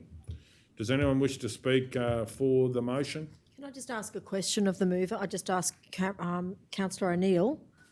My question would be, is there a time frame attached to the first point there? For example, to invite the group of people to a workshop, are we talking within the next 4 weeks or something like that? I'm just very mindful that's very open-ended, and my concern would be that it may be many months down the track and we're still trying to get a date when general practitioners can attend to undertake a workshop. To me, we need to be on the front foot rather than the back foot, and just wondering if there's a time frame involved in the first point. Or is the intention to have a time frame? I'm open to suggestions, Councillor Guthrie. The reality is we need to be moving swiftly on this. I didn't envisage that this would be in months' time. I think it would be in weeks' time. And certainly the doctors that I've spoken to are very open to meeting with council to have these important conversations. And also, just for the council's benefit, I did write on behalf of council in that last motion that all the GPs that were in Roma, or the medical practitioners, were written to ask their advice. So I believe that's done. Obviously, this motion is South West Health, so this is all the government doctors at the hospital, so as well. Okay. Do you have a question, Councillor No, I Ladbrokes? just want to speak against the motion. Righto, so where are we up to? We had, does anyone wish to speak for? Councillor Hancock? Yeah, I do. Mr Mayor, thank you. I think that as if this is such an important issue in our town, and not our town, our region, I think that as the elected leaders of the council, that we should be at the table to discuss this, to actually put the weight behind the fact that we see it as an important issue for our region. We were elected at the council to work with the community to help come up with and solve issues. And so I honestly believe that we should be at the table for this discussion and we should be a part of it. And Mr Mayor, you just said before that you believe that the South West Hospital have got plans and stuff. Well, you probably know about them because via council resolution, we gave you that permission to go and speak with them. Why would you not give the permission for your councillors to actually be able to speak with them in the same formality so that we can hear the plans that they have for the region? I think it is so important as a council that we all hear the plans for the and suggestions from our from the industry leaders of how Maranoa Regional Council could support them and our community in this really important issue that is affecting our community. I just think that it's actually the right thing to do to have all your elected leaders in the room. So that's why I'm supporting this recommendation. Councillor Ladbrokes?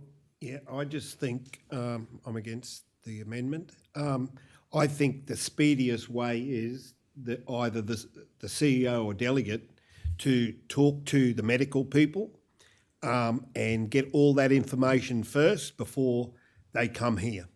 And then you cut through a lot of, we could be here for 2 or 3 hours. The CEO or delegate can find the information that we want, and I think it'll be a lot quicker to go for the first option. Okay. Does anyone wish to speak for the amendment? Yes, please. Please go ahead. I don't know about Councillor Ladbrokes, but I'd be happy to sit there for 2 or 3 hours and listen to whatever the community has to tell us. I'd be more than happy to sit with the hospital and the general practitioners to know what they feel we can do as a council. I think we're being shortchanged as far as trying to help our community. I really believe that it should be an input from all the councillors, and I believe a workshop would be a terrific way to go to make this happen. So I will be in full support of this amendment. Okay, does anyone wish to speak against the amendment? Yeah, Mr Mayor, I'm a bit hesitant. I don't think we would get everyone in the room. I can't imagine the doctors coming from Mitchell in for this. It's just not feasible. I do get a lot of the points that have been raised in this, but I do think I've got full faith in the CEO or the delegate to talk with these guys, and if there's already an open line with communication through letters, I think the end result needs to be done as quick as can and less disruptive to their routine, because as there's a backlog of people waiting to see doctors, and I can't see them 4 or 5 or 6, whatever there is, to come in and discuss this. Like I said, I've got all the faith in the CEO to follow through with this. That's what I think. Does anyone wish to speak for the motion or against the motion?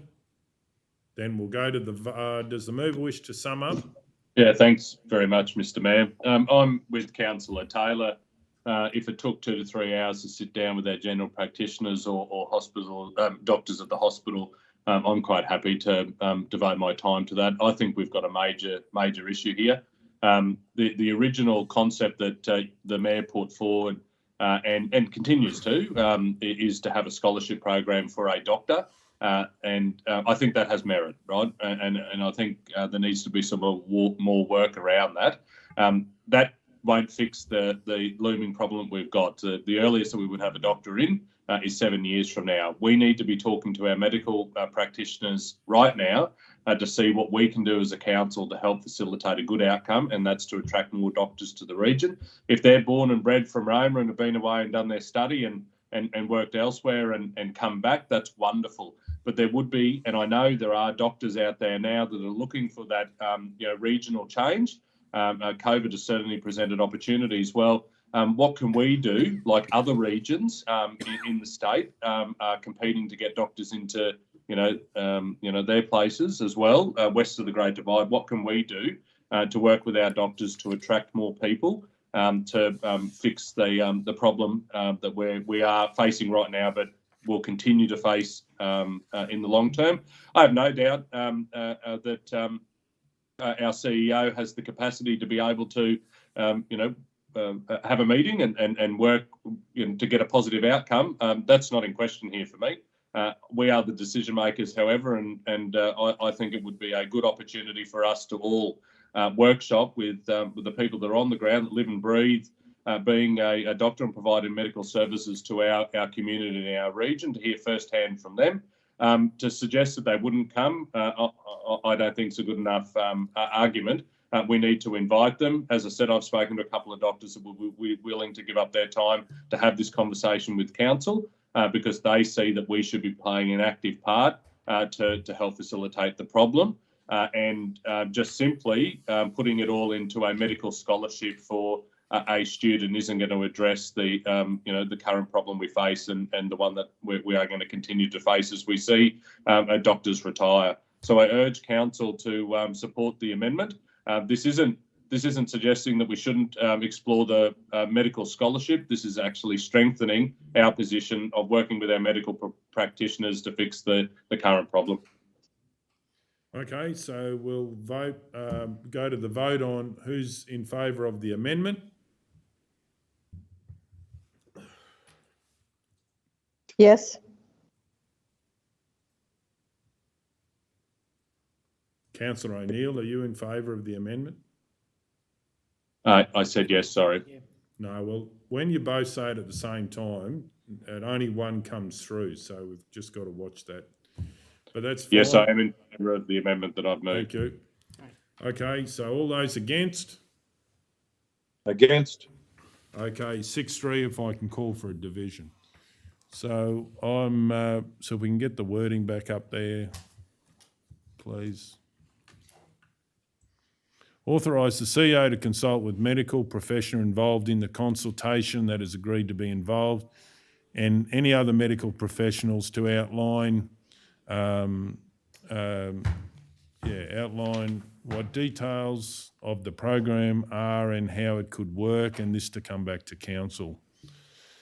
And the point about the medical professionals involved in the consultation or other medical professionals are if they're interested in being involved. So if I just put in there if they're interested in being involved, that's for the second one, Kel. Or other medical professionals if they're interested in being involved.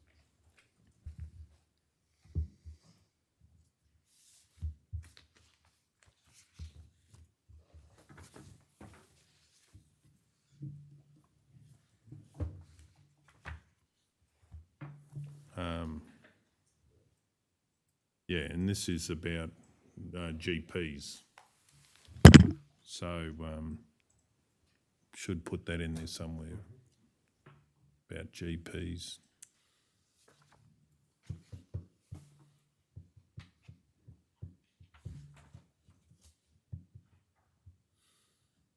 So, yeah, so involved with other GPs. So this is about GPs. Could you, Mayor Golder, can you extend that GPs to general practitioners? So General practitioners. otherwise we don't know what it, Yeah, that's a good point. know what it means.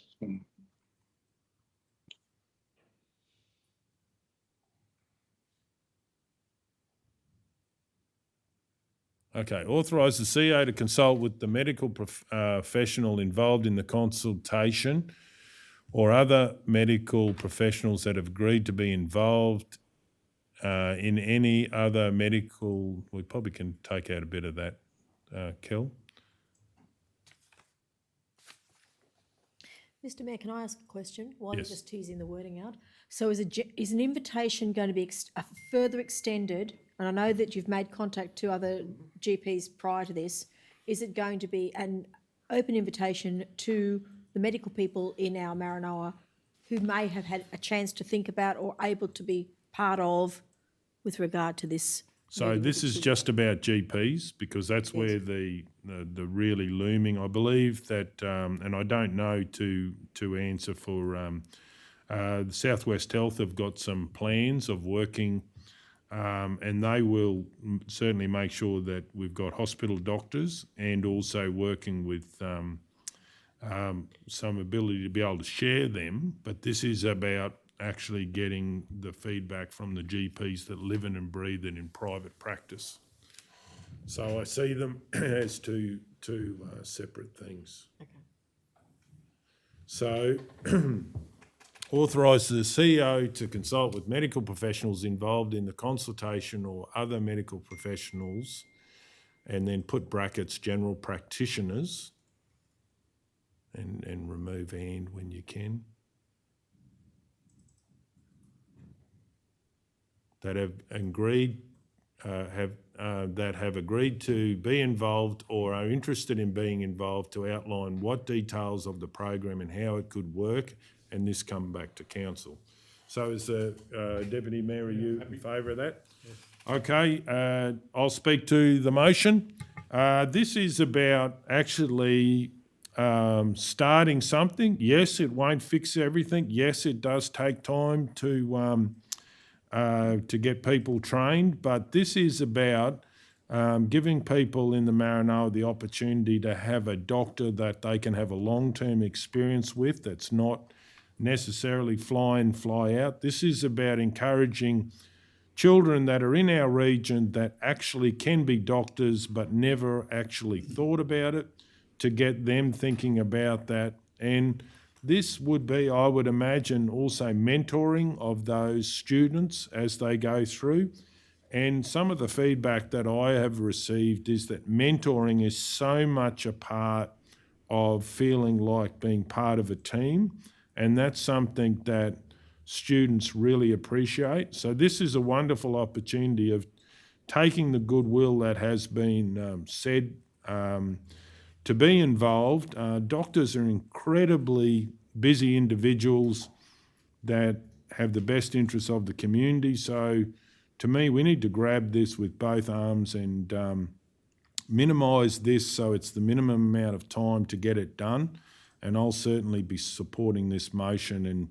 And when you start, you get to the end eventually, and let's start something. So I think, and it will save lives over time when people get to know their health professional for a long period of time. This could be a game changer, and the deterioration that we're hearing about is that they even struggling in cities with general practitioners. So this is an issue that we need to get involved and maybe instigate some of our own that can do it to consider a career path. Does anyone wish to speak against the motion? For the motion? Then we'll go to the vote. All those in favour? Yes. All those against? Against. Against. Well, I take that as 6-3 if I can call for a division. Okay, moving on. We've got some bits in late, I think. Open. Certainly you've got, L1. 5.1, the tender is still outstanding, and So we'll wait for that. a number of reports in late. Okay, L1, stage 1 of the Roma Skate Park Master Plan, Roma Pump Track Tender Consideration Plan. Deputy Director. Do you have any questions? If we don't need it. Councillor Hancock? I move that council, in accordance with section 230 of the Local Government Regulation 2012, resolve to prepare a tender consideration plan for construction of the Roma Pump Track project. Do we have a seconder? Councillor Ladbroke? Second that. Oh, Councillor Ladbroke was first. Is there any, any opposition? Does the mover wish to speak to the motion? Just to say, Mr Mayor, that it's great that on Wednesday the 1st of June that the Community Information Centre, and there was feedback from that day. It looks to be such an exciting project for the Maranoa region, and can't wait for it to be actually built and see the kids on it. Okay, and does anyone wish to speak against or for? I'll speak for. The kids have been waiting a long time to have some improvements at the skate park. I'd like to thank the staff for their diligent support of this project and keeping it moving. Also, the contractors that have been involved and the consultants, and they're actually kids that have grown up and they skate and use these sorts of facilities. So it's great that I believe we'll have something that hopefully is very, very usable, and the children and the adults of the Maranoa can be proud of. So I'm certainly looking forward to this project keep moving forward. Now, someone online was going to speak. Yes, if I may, Mr Mayor. Please go ahead, Councillor Taylor. I too would just like to commend the staff and everybody for the whole operation. It's really great. I too can't wait to see it happen, and it really came about for a little boy writing to us looking for something better up there. So congratulations to everybody on the whole project. Okay, does anyone else wish to speak? We're going to go to the vote. All those in favour? Yes. Yes. That's 9-0. Okay, moving on. To now L5, page 32. 32. L5, sewer rising main condition assessment, sole engagement. Council McMullen. Mr Mayor, I'll move that Council 1 engage Xylem Water Solutions Australia Proprietary Limited to perform the condition assessment of Council's rising mains, and that this engagement be made in accordance with section 235B of the Local Government Regulation 2012 on the ground that it is specialised work. 2, authorise the Chief Executive Officer or delegate to negotiate and enter a final contract with Xylem Water Solutions Australia Proprietary Limited in line with the available project budget for 2022-23. Okay, do we have a seconder? Councillor Guthrie. Any opposition? Does anyone wish to speak? We're going to the vote. All those in favour? Yes. Yes. Yes. 9-0. And the next report is page 40. L7, Festival of Small Halls 2022. Councillor Ladbroke. I'd like to move, agree to host the Festival of Small Halls Spring 2022 tour of Maranoa at a total cost of $3,000. To allocate funds from the Regional Arts and Cultural Minerals Service Materials and Services Budget GL 2885 2001.2001 of up to $3,000. Number 3, that council authorise the chief executive officer or delegate to sign performance agreements when received. Second, I'll Councillor. second that. Oh, you're right. No, Councillor McMullen was first. Any opposition? Does anyone wish to speak to it? Have a question? Yeah, please go ahead, and then Councillor Ladbroke will speak. I just wondered if we also put out an expression of interest to see who wants to do the small halls. We have done that. Yep, please go ahead. So through you, Mr Mayor, we have got a media release that was released last week requesting expressions of interest from small halls. I have already received one expression of interest so far. Okay. Councillor Ladbroke, would you like to speak to the motion? You know, I just think for these small communities, I just think this is a marvellous thing to have every year and gets these small communities together. Okay, does anyone wish to speak against or for the motion? I'll speak for the motion. Yeah, I've had the pleasure of being at, multiple of these events, and they are fantastic. It's exactly what it's described as, Festival of Small Halls. And the community groups that are involved and give their time up, hopefully generally turns out to be a fundraiser for themselves, but it's also getting the community together. And I think that's one of our biggest challenges in our busy world is getting communities together. So I believe that this is very, very positive to support this. And, the lineup and the acts that they get, I think we would not normally see them in the Maranoa. So it's a win-win for everyone. Okay, does anyone else wish to speak? Does the Mayor wish to sum up? We'll go to the vote. All those in favour? Yes. Yes. Yes. 9-0.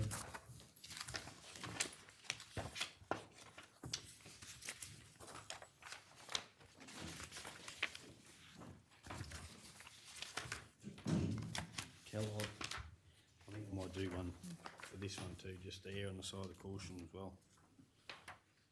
Right, are we up to L8? We just Page 61, yeah. 61, Santos Rugby Event 2024.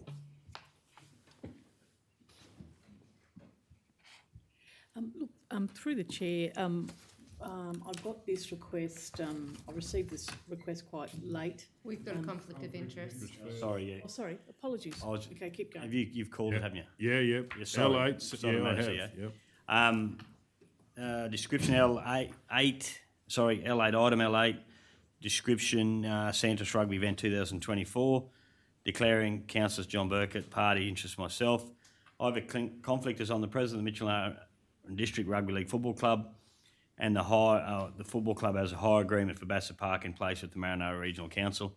It's a type of conflict, it's a declarable conflict of interest, and I will leave the room while the matter is discussed and voted on. Councillor Burkett, you're not sure it's not the next one? No, this one, because Bassett Park, it's about work, You mentioned Bassett Park as Oh, well. Field maintenance. yeah, right. Thank you, Councillor Burkett. Okay, L8 Santos Rugby Event 2024.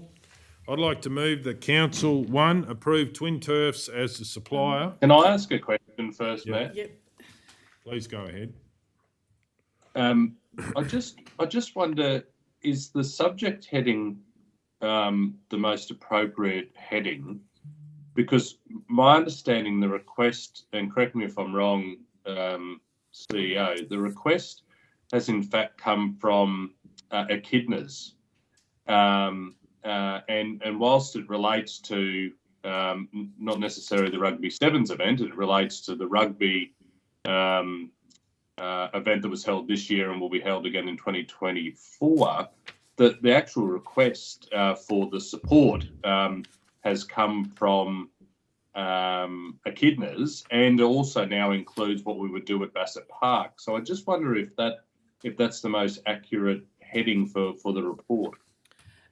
Look, through the chair, councillor, I have been speaking to the echidnas, because you are quite right, is they are, it's the club that's actually written to us in relation to the request. Yes.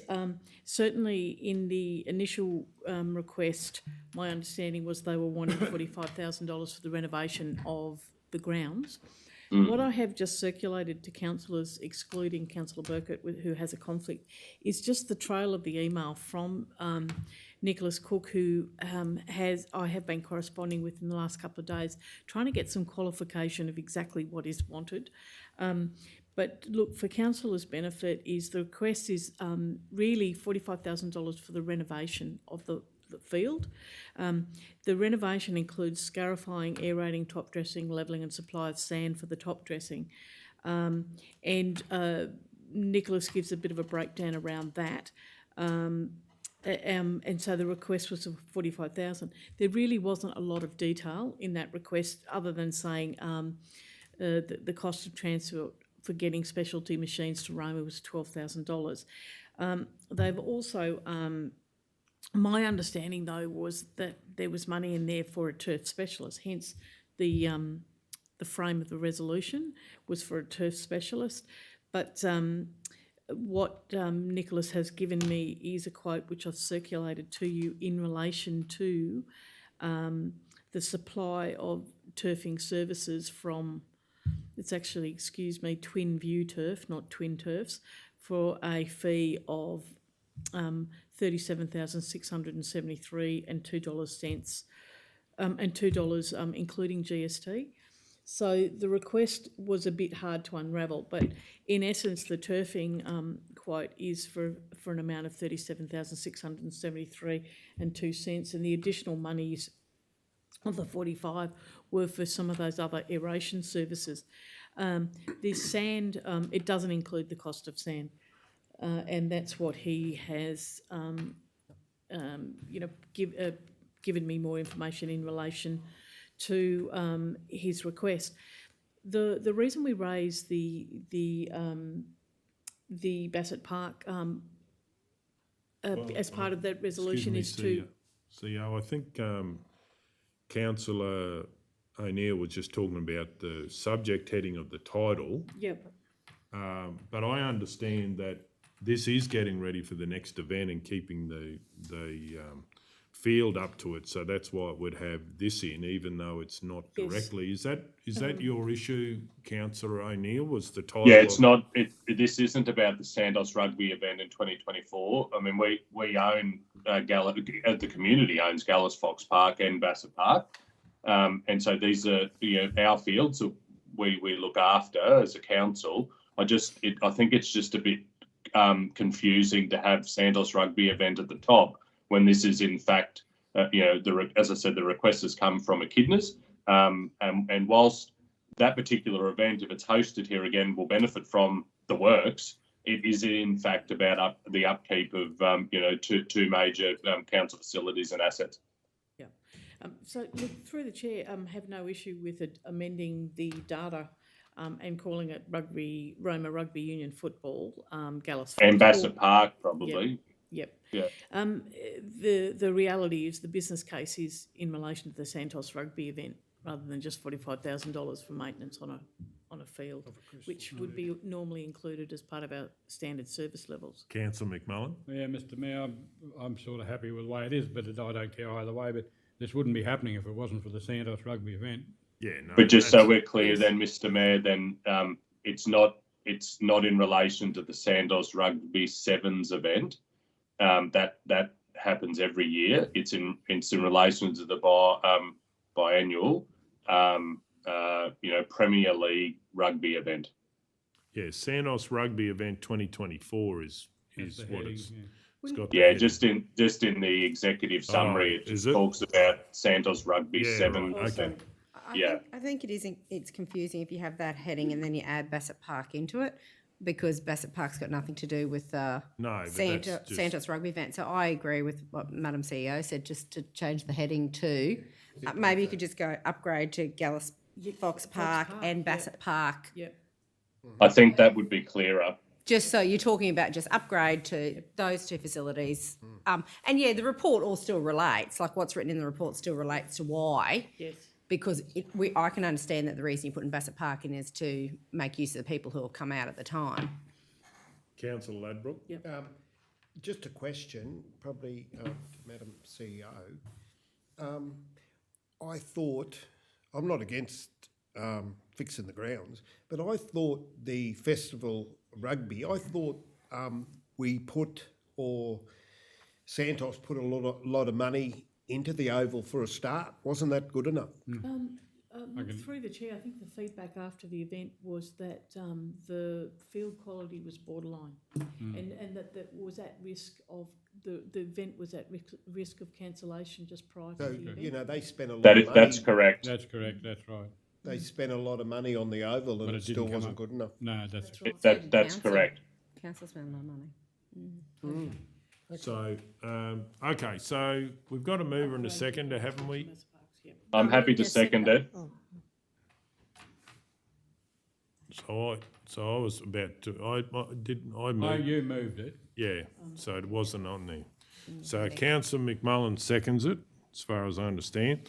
Okay, but I've got to read it first. That council approved Twin Turfs as the supplier of turf specialty services in accordance with S235B of the Local Government Regulation 2012 on the grounds that it is specialised works and there is a limited supply of services. 2, approve 45,000 for the cost of aeration and services management of turf at Gallus Fox Park, and a further 15,000 for services to the rugby league playing field at Bassett Park as part of the 2022-23 budget. 3, that both be funded from additional monies taken from unrestricted cash reserves of council, and that the 2022-23 budget be amended accordingly as part of the quarter one review. So Councillor O'Neill, you're happy to second that? Yes, I am. Right, I'll speak to the motion. This is a significant amount of money, but council have made the commitment to support the Santos Rugby Festival of Rugby, and we're advised that that will be in 2 years' time. And whilst the was a lot of work by a lot of volunteers and that, it was only just borderline. If we're going to have, state rugby in the Maranoa, we need to make sure that the field is up to a high standard. And I do believe it will also benefit the participants that use the oval to have, and there'd be some pride in having a top-level event to be able to be top-level facilities to be able to be shown in the Maranoa. So I think once we've decided that we've got to be involved with this, then we've got to actually deliver that top service and surface. And we're in a situation that we're working with, obviously, the echidnas to make that happen. And there's some benefit on the side benefit that our other premium, one of our grounds that council own, needs some work, and we might be able to save some costs by getting it done at the same time. So whilst this is a significant amount of money, I do believe once we've made the cost and we've spent a lot of money even getting here, that we need to make sure that field is world class, and it will need all its time to get there. So I will be supporting the motion. Does anyone wish to speak against the motion or for the motion? Yes, I'll speak for the motion. Please go ahead. I'm happy to second this and support it on the basis of how successful the Festival of Rugby was. Council has been briefed on the economic stimulus that occurred by having the injection of people into our motels and eating at our hospitality businesses in the Maranoa. That is a win-win. But for us to maintain that type of event, we do need a premier facility, and we do need to have it at a standard in which the national rugby teams are happy to play on. But that's a one-off. The true benefit for me in this resolution is the local games that will be played there, and they get to experience that standard of field to play their rugby games and league games out of Bassett Park. I think it's an advantage to be able to use a firm if they're coming into town on another facility. I think it would also be remiss of council not to have a look across the region where we could also use, a specialty firm like Twin View Turf to have a look at our other facilities. But in terms of this resolution, I do support it, and I think this investment of community money will have a good return, not only to the festival that'll occur in a couple of years' time, but to all the other games that will be played on our fields. Okay, does anyone wish to speak for or against the motion? We're going to go to the vote. All those in favour? Yes. Yes. 9-0, 8-0 I should say. If we can get Councillor Burkett back.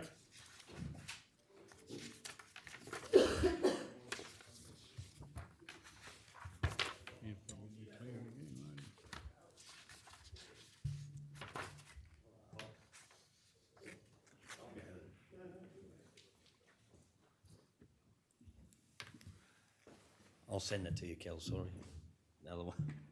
Item L9, Future Immortals Tour. Do we have anyone with conflicts? Councillor Burkett.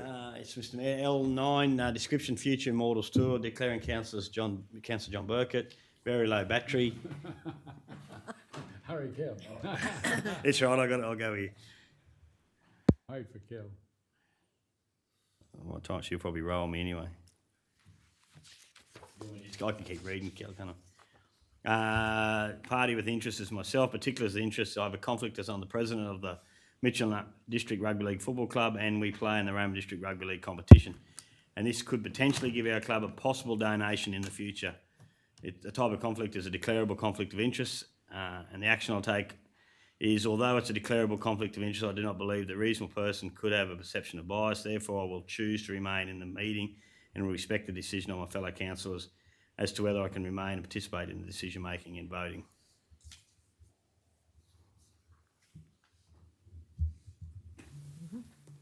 Okay, do we have any wording?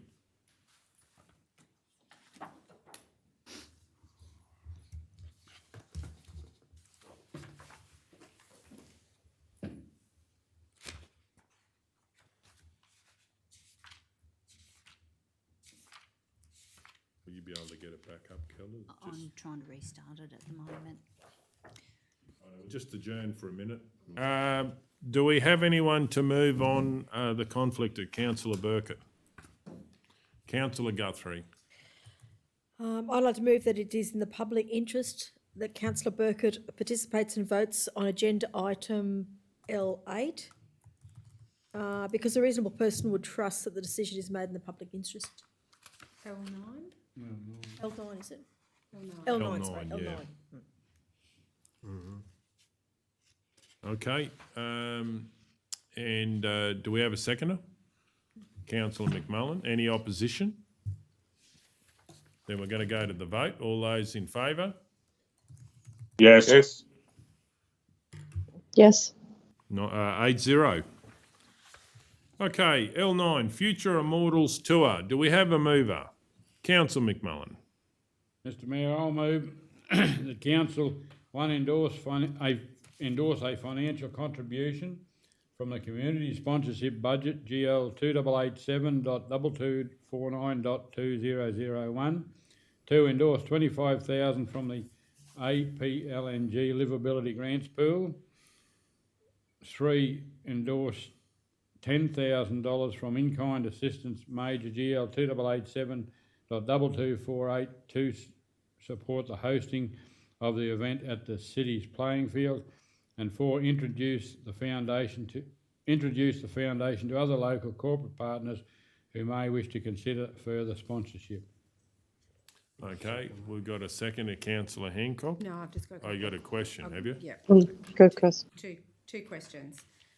One of them is, how can we endorse $25,000 out of the Livability Grants pool when we haven't even done the grant pool recommendations, requirements, like what that is?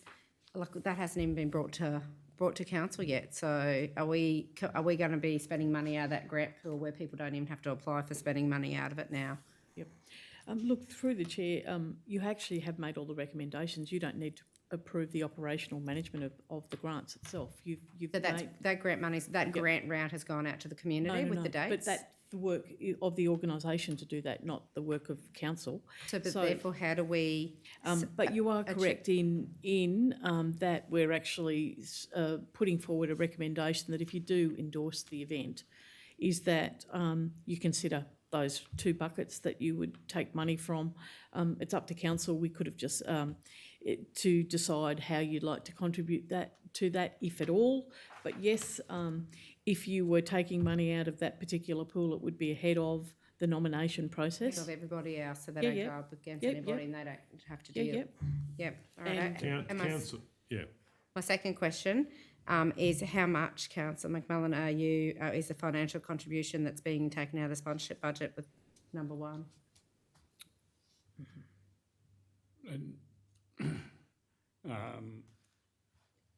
Well, we could ask the staff, Pat. So this. Oh, well, Councillor McMullen moved it, that's why I asked through him. the chair, the resolution's worded in such a way is you will need to decide if you want to make a contribution. If you're going to move it, and potentially that is something that might be the discussion and debate. But you will need to, if you do resolve something, you will have to resolve a figure. So I'm just wondering, like I won't. Yeah, it's been moved without. We're endorsing to take a fine, not any amount, just whether we're going to take it out of the community sponsorship budget. Yeah, but how much? Because that We're might make a not doing that. difference. We're just saying, yes, we'll take some out of there. It mightn't be decided today, Councillor Hancock. It might endorse that we will take some out of there. Well, but when will we do that? Well, If not obviously, we'd today? have to come back to council in the future, I'd If the imagine. resolution gets up first. Yeah. Now, It doesn't make sense. also, well, if you haven't, Things that, Mr Mayor, I just say, a lot of things that we've been doing out the last 6 years that weren't normal when we start finding out how council should work. I don't think the staff would be introducing this if it wasn't. My question is, why aren't we considering a financial contribution now? Yeah, look, through the chair you can. Through the chair you can consider a financial contribution in the debate. You can consider any amendment, even including not proceeding with the event. So the recommendation's framed to actually allow you to do that. But again, you would need to add to it. I agree.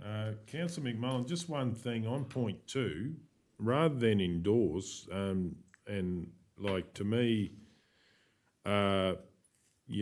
should it be endorse that if it meets within the criteria or something? So there's a process of we're saying we want to do it, but we can, like at the end of that one, from if it meets the criteria or something. So there's a way to go and check because there's criteria with the origin money and so forth. So is it possible to put that in there so we're not making a decision when we haven't assessed it, that we're happy to spend the money as long as it fits the criteria because, we've got to stick within that. Do you know what I'm talking about there? Yeah, I know what you're saying, yeah. So basically, instead of making the decision now, and we've seen all of what it's got to fit, but just put some wording for it to be checked before we go and say it and it's a done deal. So, CEO, is there any wording that... Look, through the chair, in the discussions of the reports around the AP, LNG livability grants that have come to council, is you do have an economic development principle that you would be managing to as part of the worker agreements, the transition worker agreements.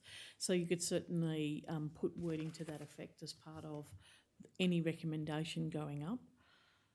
And also, so what I'm saying is just some wording that we double check, and if we have to talk to Origin or whatever, then that's all done as part of our decision what we'd like to do, and then it's all handled in the back end. Could I speak? Yep. Could I speak? Yeah, please go ahead.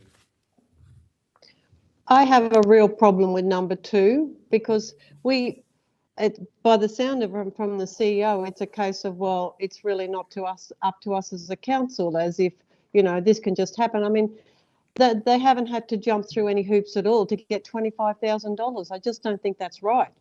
I just don't understand why it would even come without some sort of piece of paper to say that they fit the criteria. Well, that's what I'm actually asking the mover. Would the mover be willing to put that in there, subject to fitting the criteria and approvals being given? But who's going to give the approval? Us or the CEO? Council would give the approval in this case to do it. And we have gone outside our grant rules before in council, and I can tell you that for a fact we have. We've gone and taken some money out of a pool. So. But you've only just changed it now. Why didn't it come to where if it meets the criteria and approvals given, why wasn't that part of number 2 to start with? Yeah. No, because like at any time, the officers can bring up their recommendations and we can change them. So it's up to the mover that what they want to. Nothing's been decided yet. So, Councillor McMullen, are you interested in adding to point 2, subject to fitting the criteria and approvals being given? So that would be in case there's something in that agreement from Origin that we need to consult them first. No, well, there's no agreement from Origin, Mr Mayor. We Well, make the terms and conditions, not Origin. It's your thing to move. So if you're not happy with that, that's fine. But to me, it should have something in there to safeguard the back end Just rather. Once the grant. Kelly's already got some wording. Oh.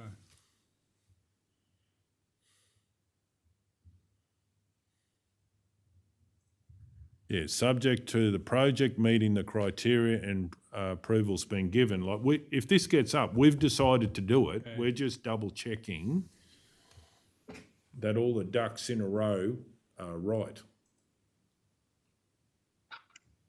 I've got a question. I'm happy with that. You happy with that added to it? Yeah, Kelly's got it, yeah. Okay, Councillor Hancock and then Councillor O'Neill. I've just got to leave the room for a minute. Right. Councillor, Can you let us know when you're back, please? yeah, it won't be long. Thank you. So my question is, what's the time frame about letting them know? Because now what I'm beginning to understand, Madam CEO, is that they're asking for in-principle support. Yep. Which we've done many times, and so I get in-principle support, yes, and this is where we may potentially take that money from. But like with this recommendation, like there's no letter attached. There's a sponsorship prospectus. I can see that. But has there been a letter written to us asking us for the sponsorship and giving us a deadline to respond by? Look, through the chair, in answer to the question, yes, we've received correspondence from the foundation. I can happy to circulate that correspondence. The deadline is, well, they're wanting to know relatively shortly. They are looking at September and October. And of this year? When I've gone back to them to say, could the event, is that enough time to organise an event? Is the playing field up to scratch? Knowing that issues with other competitive events that happen in the region. Look, they assured me they need about 6 to 8 weeks lead time in order for a successful event to be held. If they cannot raise the funds, they'll consider doing something next year.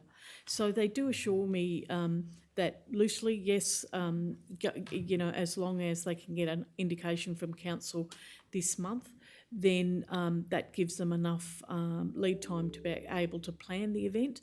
That said, I still think in relation to the cost of the event, there's probably a few moving parts in the back end for the foundation, depending on whatever council's decision is or isn't at this point. So my follow-up question from that is, I don't see the point of not putting in a financial contribution. Like if that means, like I don't see the point, like you've brought it to the table, they need an answer within the next month. Why would we not put in a financial contribution? That's what they've written to us for. Yeah, look, I don't see the point in not doing that and then bringing it back to the table in 2 weeks' time. Councillor Hancock, it is up to the mover what the mover Yes. wishes to move. So Okay. is the mover happy with the way it is at the moment? I'll read what Kel's got to endorse it. Look, through the chair, I'll just raise the fact is that in the correspondence, they've actually asked for, they've said the cost of the event is roughly $100,000.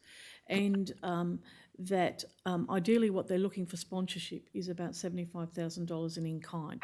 Not necessarily from us, but again, we're the first request from council. The reason I haven't put a financial contribution in there, and certainly councillors 1 and 2 are completely subject to council. It's just a suggestion to council as to how you could allocate the money, not a commitment.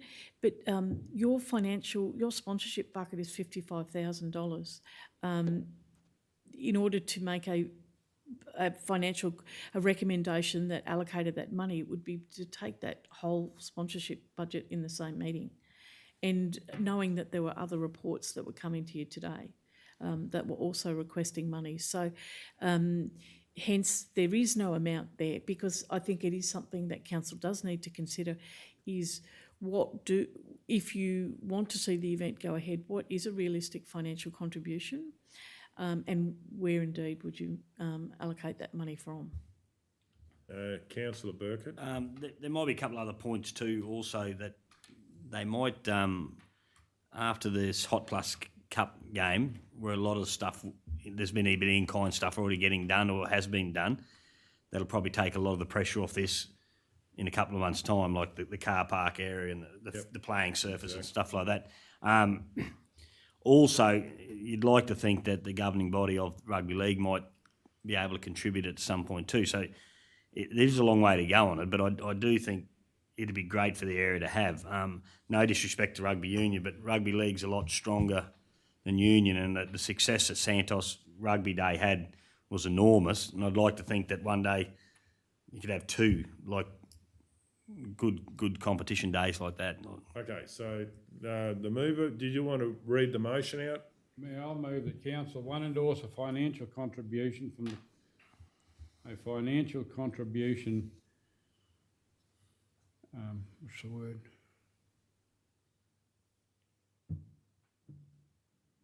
See, the way I read it at the moment, we're saying that we will endorse a financial contribution. Yeah. We're not saying how much. I was going to say something like And there should be a lot of discussions happening.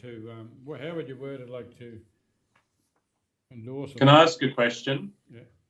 Yes, or Mayor? Yeah, Councillor O'Neill? I was waiting. Through the mayor to the CEO, what is the current budget for the community sponsorship budget? How much is in that? 55. Through the chair, 55,000, and you've spent, I think, 2.5. So much today. Some today, yes. Was it 2,500? I think. Yep. So just so I'm clear, we've got a request to sponsor this. They've asked for 75,000. We're going to give them really no information at all if this resolution is supported. Yep. Because there's no dollar value on number 1. Number 2, maybe if it fits the parameters of the funding pool. So all that we would be able to tell them today, if this was to get up, is that we're endorsing $10,000 for in-kind assistance. I mean, if there is support in the room to do this, then add a dollar value to number 1. But right, that's the number 2. But that's not a question, Councillor O'Neill. With all due respect, Mayor, you've allowed discussion from other councillors. I don't see why it would be any different. Number 2, can I say is that can I ask the question, when are we likely to get back the program, the process of going out to the public? Look, through the chair, councillor, we are working on that because, yes, we are getting inquiries in relation to that fund since council has resolved to set it up and the criteria around it. So we're working on doing that ASAP. Just so if council was to support, if this got up today for point 2, then we've agreed already, or council's resolved to go out on 2 rounds for that $500,000. So it's 250,000 a round. For the first round or the second round, you just advertise for the it'll be 225,000. Because this obviously wouldn't be competing against those other projects, because they need to know sooner rather than later if they're looking at September, October for the event to happen. Yes. And this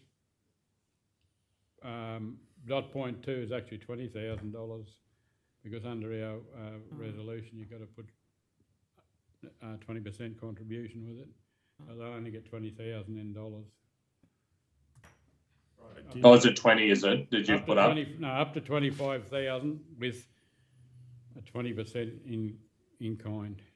Oh, you'll have to amend what you've resolved then. Yeah, so through the chair, you could amend the motion straight up to include an amount for one and an amount for 2. Number 1 and the 20 number 2. That'll be 25. No, but you can't. They've got to put 5,000 and we can't. Okay. Our $25,000 is 20,000 from the fund and $5,000 worth of in kind. But they might have in kind they could bring to it. But what I'm saying, they might, but what I'm saying is we're endorsing $20,000 from the APLNG livability pool. That's right. We're not That's putting it into a grant. So that would be outside the... Right. That would be outside, if it was going through a grant system, they're only going to get 20 grand in cash. Through the chair. Right, so it should be 20 then. Yeah. Righto, do you want to, are you happy still to move that, Councillor McMullen? I'm just thinking about dot point Just with the dot point 1, Mr. Mayor, just a question. I don't know if this helps. Can council do one of the sponsorship packages of the 5,000 or the 2,000 and put it in that one? And then, for argument's sake, with the 5,000, you get tickets to the corporate dinner, logos, and 20 tickets. Could you some way gift those out to different I don't know, spread the love a bit with that as part of council's goodwill as well? Because you're getting something for it. It's not.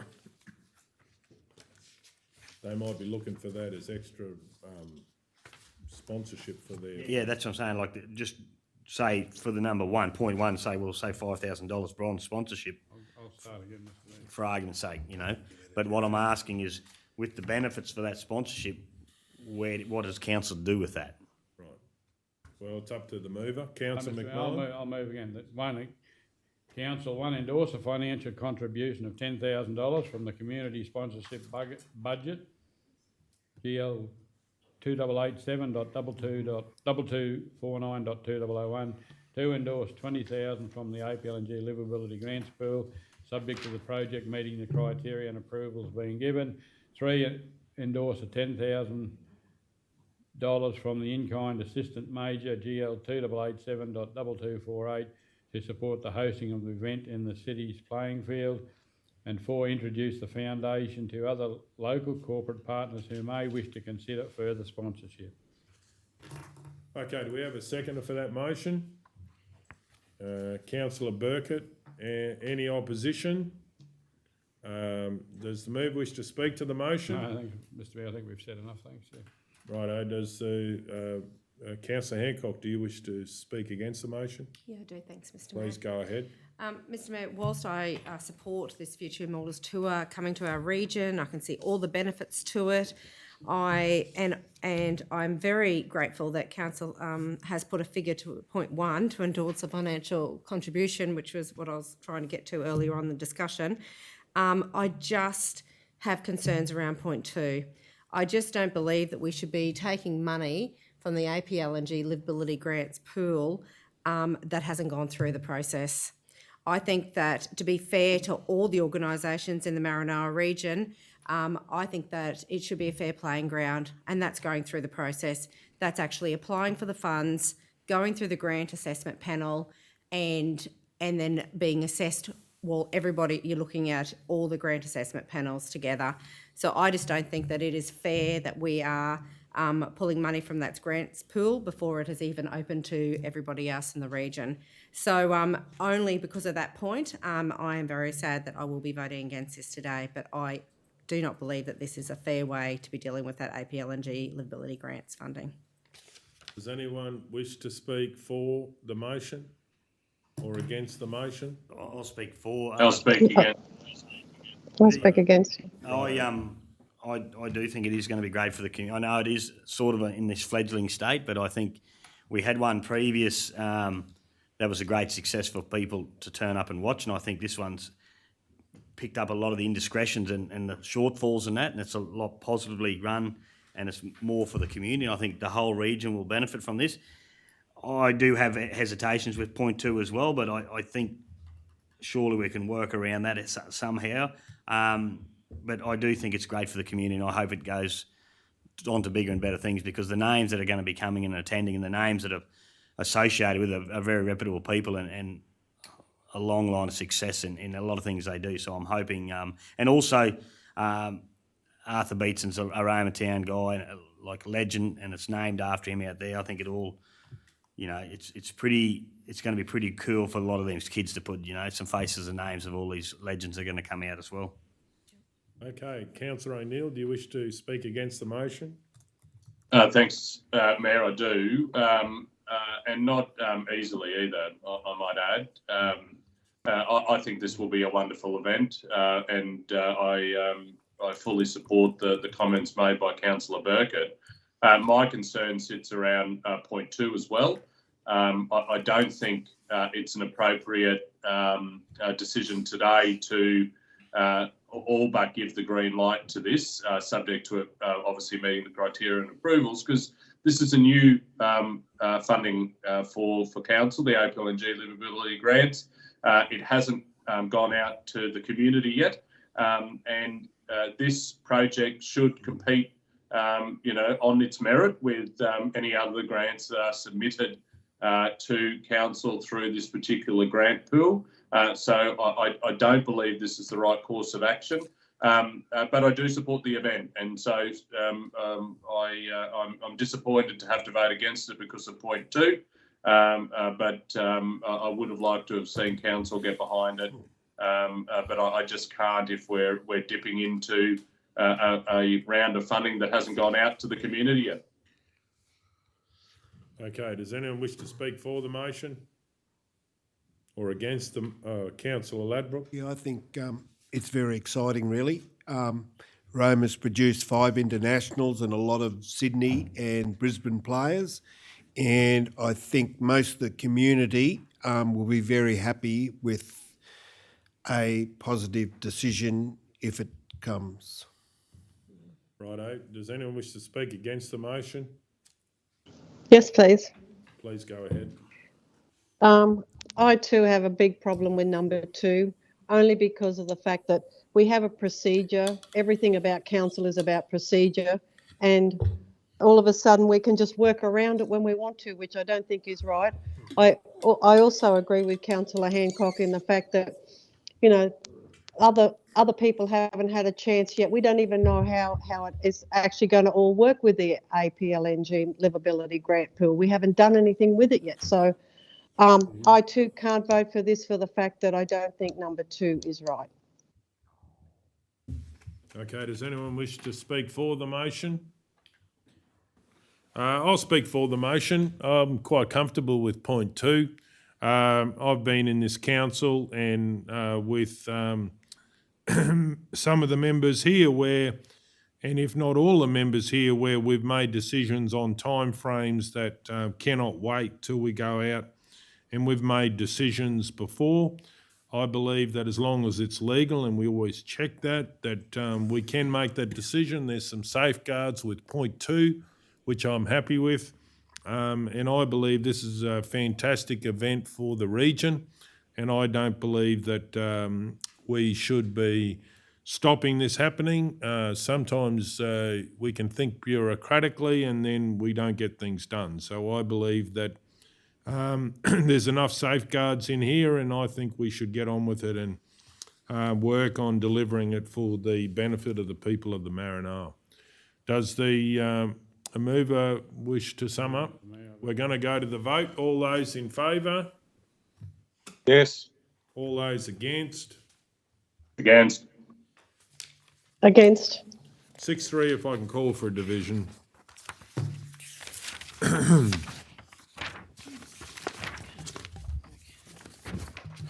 Okay, I think, do we have any conflicts before we go into closed? And the only other issue that we had was still the tender at 5.1.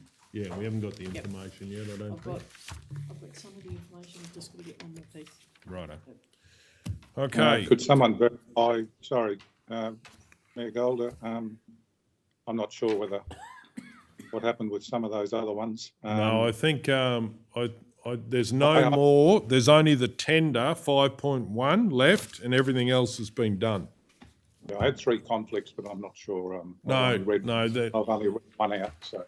Yeah, so if you have a look at 5.1, the tender for auctioneering services, I believe that's the only thing left to be done out of open.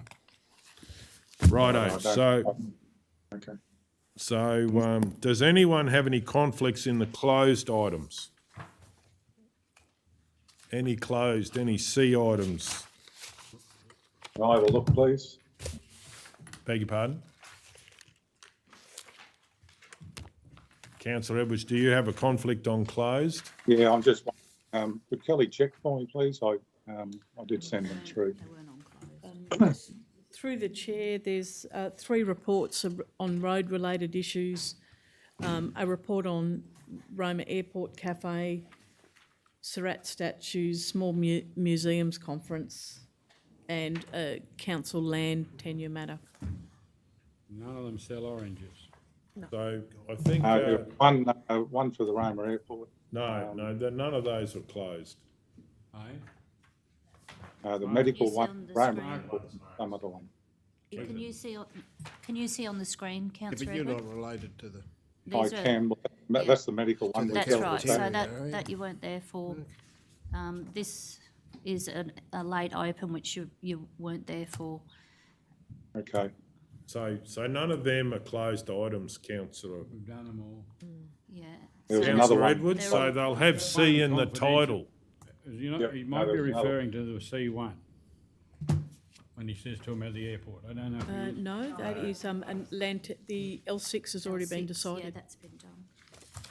It was laid on the table. One was laid on the table that he had a COI for. L6. Yeah, and there was I thought there was a third one. Wait a minute. Righto, so no one else has got any conflicts? Righto, do we have someone to move into closed? Councillor McMullen. Mayor, I'll move. I want to Kel gets to make it easy for me.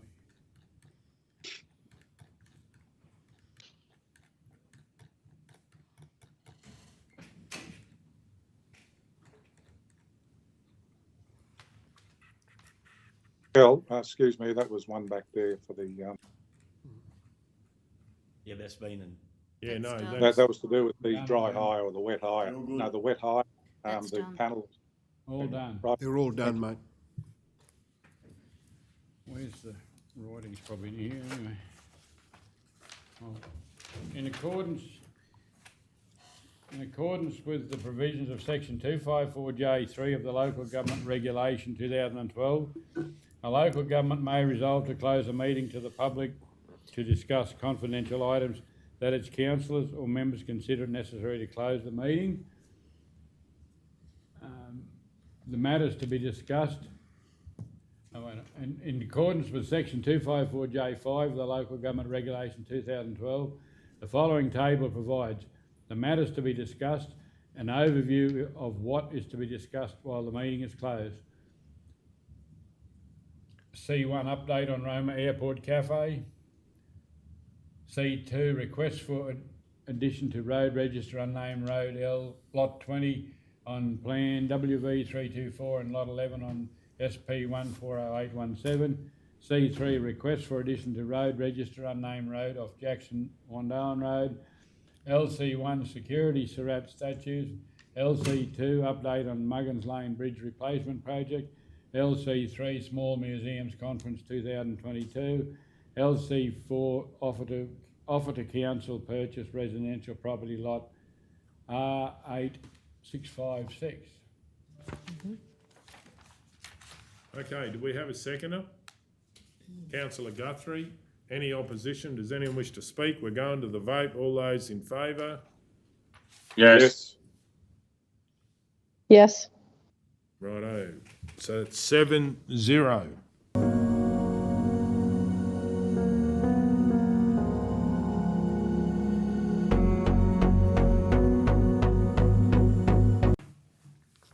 Queensland Proprietary Limited.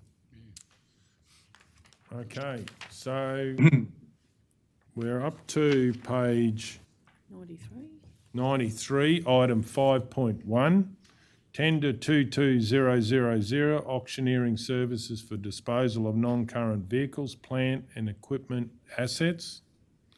Councillor Ladbroke. I'd like to move that council select Watkins and Company Proprietary Limited as a recommended tender for tender 22 000, auctioneering services, disposal of non-current motor vehicles, plant and equipment assets.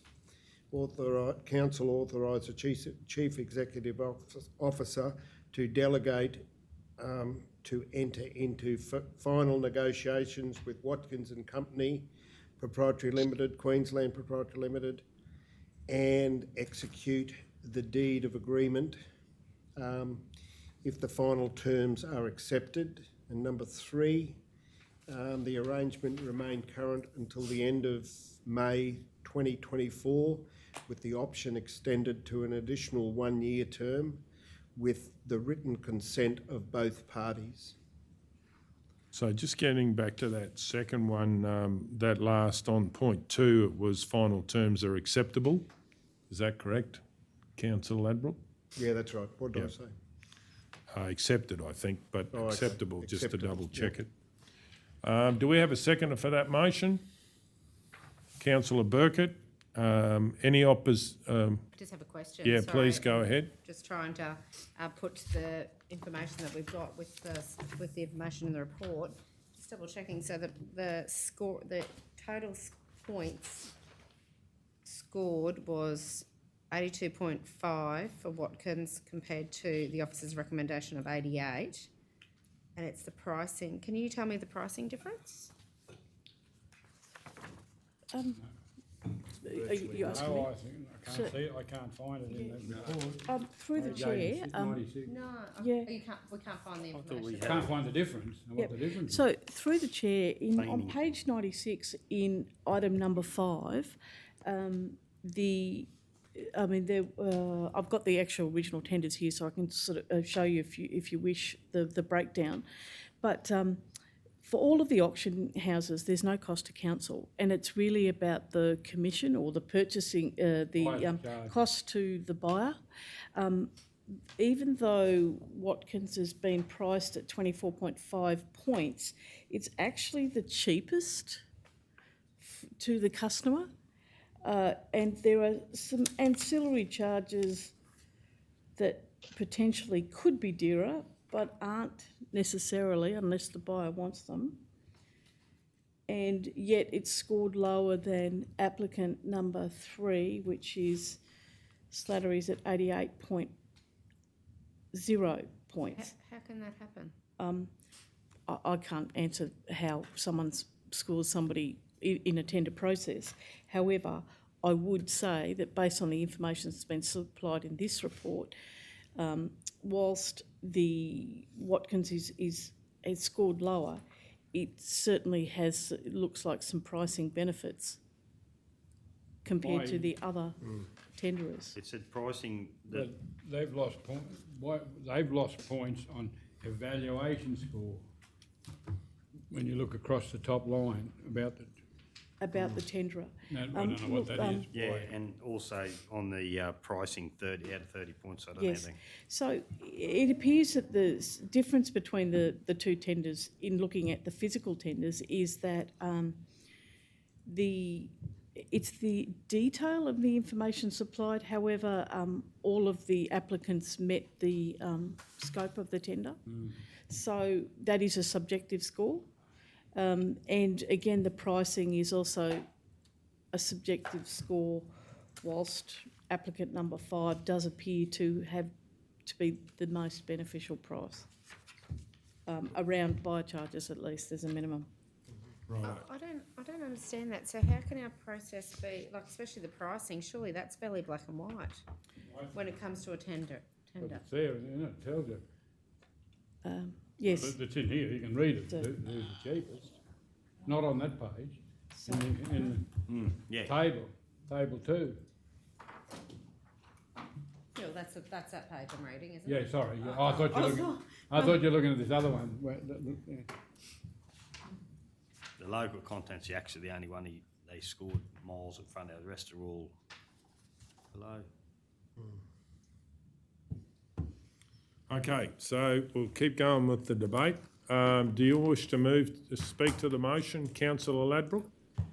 No, I just think the company is wholly local, and I believe they're very good auctioneers. I just think they'll do a very good job, and they do employ a lot of local people, and they're always very professional. Okay, does anyone wish to speak against the motion?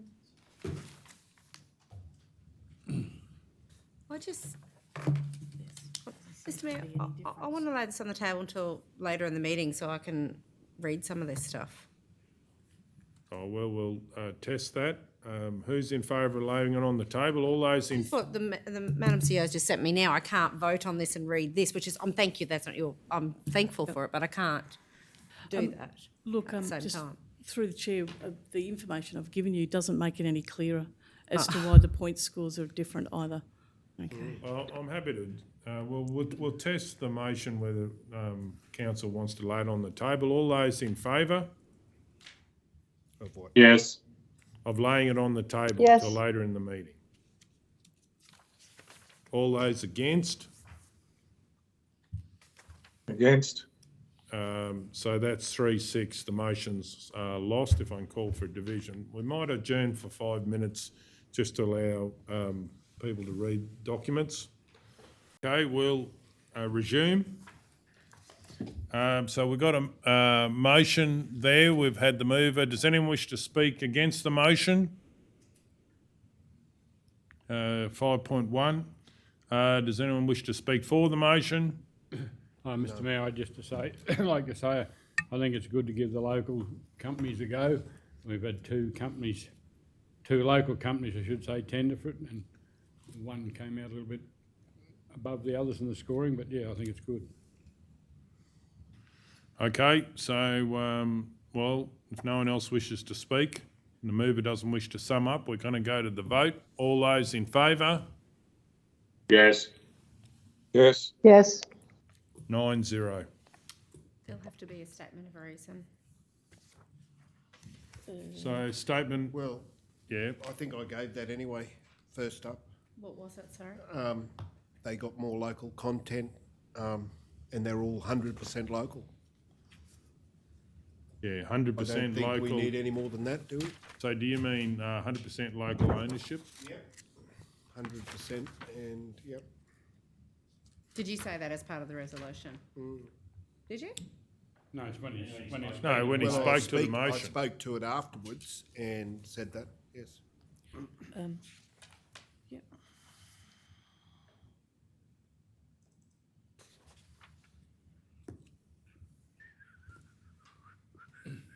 To include that in as far through the chair as part of point 3, the council select Watkins and Co.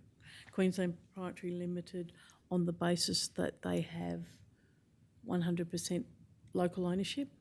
So we've already done the motion, we've voted on it. Oh right, sorry. So Yep, sorry. You It'd spoke have to to be it. Yep. statement of reasons, so. Oh right, of the case. Yeah. Sorry, apologies. So, selected tender 100% locally owned. And what about also lower competitive buyer, Charges, yep. yeah, buyer fee, or what's it called? A buyer charge of 6.6%. Buyer charge. Yep.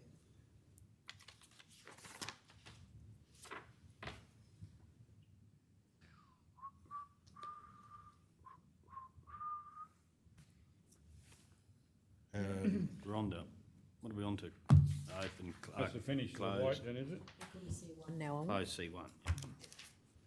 Okay.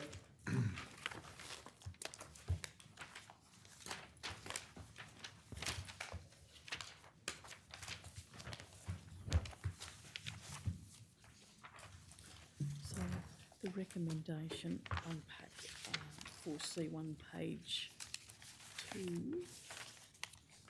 You got yours, can I Yeah, use sure. yours? Mine I've split up. Yeah, that's all right. The recommendation's on the next page. C1 we said, didn't we? C1, update on Roma Airport Cafe. Do we have a mover? Councillor Hancock. Move that Council 1 re-advertise the Roma Airport Cafe tender and using new promotional avenues such as business broker websites to promote the cafe opportunity. 2, authorise the Chief Executive Officer or delegate to negotiate an exit date with A&G Spinks Pty Ltd. 3, provide rent relief to A&G Spinks for the period of 1 February 2022 to 30 June 2022 for the amount of $21,000 in recognition of the continuation of operating the Roma Airport Cafe longer than anticipated by both parties. Councillor. Did yeah. we talk about investigating? Yep. Councillor Hancock, would you be willing to put something in as an extra point about talking to the interested parties about, as well as the current operator, about other opportunities out there? So what I got from the briefing, Mr Mayor, I asked the Manager of Procurement whether the resolution that's recommended covered everything that we discussed today, and he assured me that it did, that they were going to go away and that's what they were going to do. Well, like when I asked him, I said, there's this recommendation. It doesn't say that there. Is that enough direction, CEO, to talk to, we're talking about other options because it's not a To promote the commercial. cafe opportunity. Look, through the chair, you have actually met the transparency test. You've been out to tender. So you've had no responses. So from an official perspective is you've been transparent, you've been to market. You now can go and negotiate a suitable solution. Whether you want to say that additionally in the recommendation, that's up to you. But you are you now have the imprimatur to go and have market discussions with anybody who's interested and bring that back to council. So I understand, what was said, but it doesn't really say it up there. Are you happy for anything more, or you'd rather keep it the way it is, Councillor Hancock? I'm just trying to work out how you could put anything, that's broad, which gives a lot of options for them to do what they discuss, but what else are you suggesting to? Through the chair, you could put continue that council and the fourth be to continue to investigate all options available. That's as broad as it can be. I'd be happy to add that. Okay, do we have a seconder? Councillor Burkett, any opposition? Does anyone wish to speak to it? We're going to go to the vote. All those in favour? Yes. Yes. That's 9-0. Okay, moving on to C2, request for addition of road register unnamed road between lot 20 on Plan WV 324 and lot 11 on SP 140817. I'd like to move that council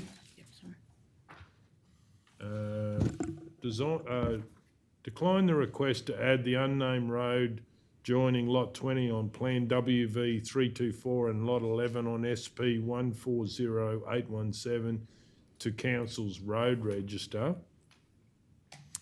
And then 2, advise the applicant that council is able to assist in undertaking the requested works under a private works arrangement whereby the costs associated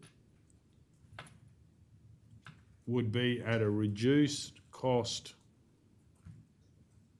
to normal charges based on council Working in the area. working in the area and something about trying to reduce the cost as much as possible. Work to be, so we got that to be borne by the applicant. Have we got anything about with maintenance to be borne by the applicant? Going to send us one? Oh, yeah, there it is up there. Advise the applicant that council be able to assist in undertaking requested works under a private works arrangement where the costs associated would be to reduce costs to normal charges based on council working in the area in order to solve the ratepayers' issue. May I suggest you use the word assist, not solve, because are we solving, assist. are we actually solving the issue? Well, hopefully we are, if that's what assists the ratepayers' issue. Right. So does everyone understand what we're talking about? Do we have a seconder for that motion? Councillor Ladbrook. Any opposition? Does anyone wish to speak to it? I do believe we need to come up with a solution, and I think we might have come up with a solution that may be as if council is contributing because we've been able to reduce our own costs because of how we would tackle this. So hopefully this is a way that if the landowner and ratepayer works with that, we can get the solution they want and hopefully without exorbitant costs to the ratepayer. Mr Mayor, may I make a suggestion? Yeah. I've just had a thought. Just doing it off the top of my head, maybe we could add something that I would like a report to be brought back to council with costings of upgrading the Scottsburn Road. Yeah, I'm happy to add that. Like just like we actually want to put some money into the Scottsburn Road. I agree with councillor, but we need to word it. I think they're already doing the normal flood work now. We want to go one step higher. Yes. In that area. I don't know how you word it. Yeah. That's exactly what I mean. I want to add in here so that we can Betterment assure of. the we're looking into providing better access via the Scottsburn Road. I think Cameron mentioned maybe to get through the. We provided a further report QRA. I thought he was sending in the. Was this one too, was he? Yeah. this one. Or It was sending a new one. It was this one. Yeah. No, this one here it is. Yeah. Be provided a further report in the costings of. Yeah, it's to do with QRA. So be provided with a Report. further report. So if we name the road, A further report. Incorporate. Costings, is it for betterment? yeah, betterment, yeah. A new bottle, councillor Burke. Of Scottsburn Road. Yep. SCOTSBURN. I'll just check it's not double T. Yeah. Yep, one T, Cal. Yep. Yeah, Wurroo district, but yeah. Scottsburn Road's right, yep. Okay. Is Councillor Ladbrook, you happy with Actually- that change? Okay. So does anyone else wish to speak for or against? We're going to go to the vote. All those in favour? Yes. Yes. Yes. 9-0. Okay, C3.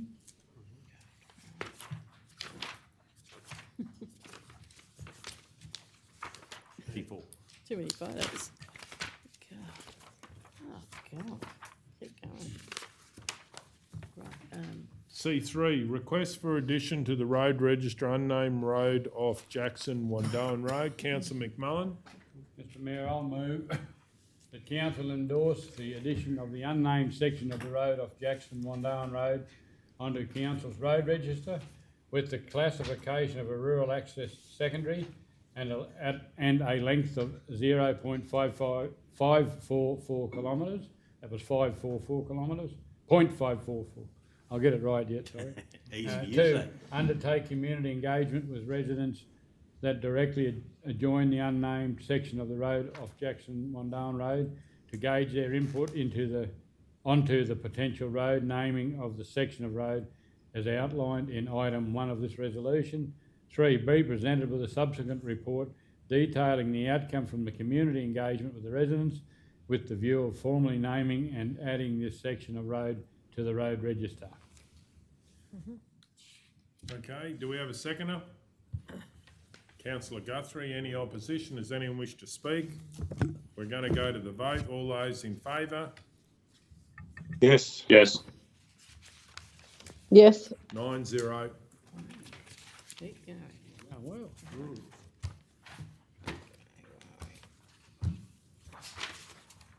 Oh, that's done. So we're into late. So that's student, yeah. I can see you late.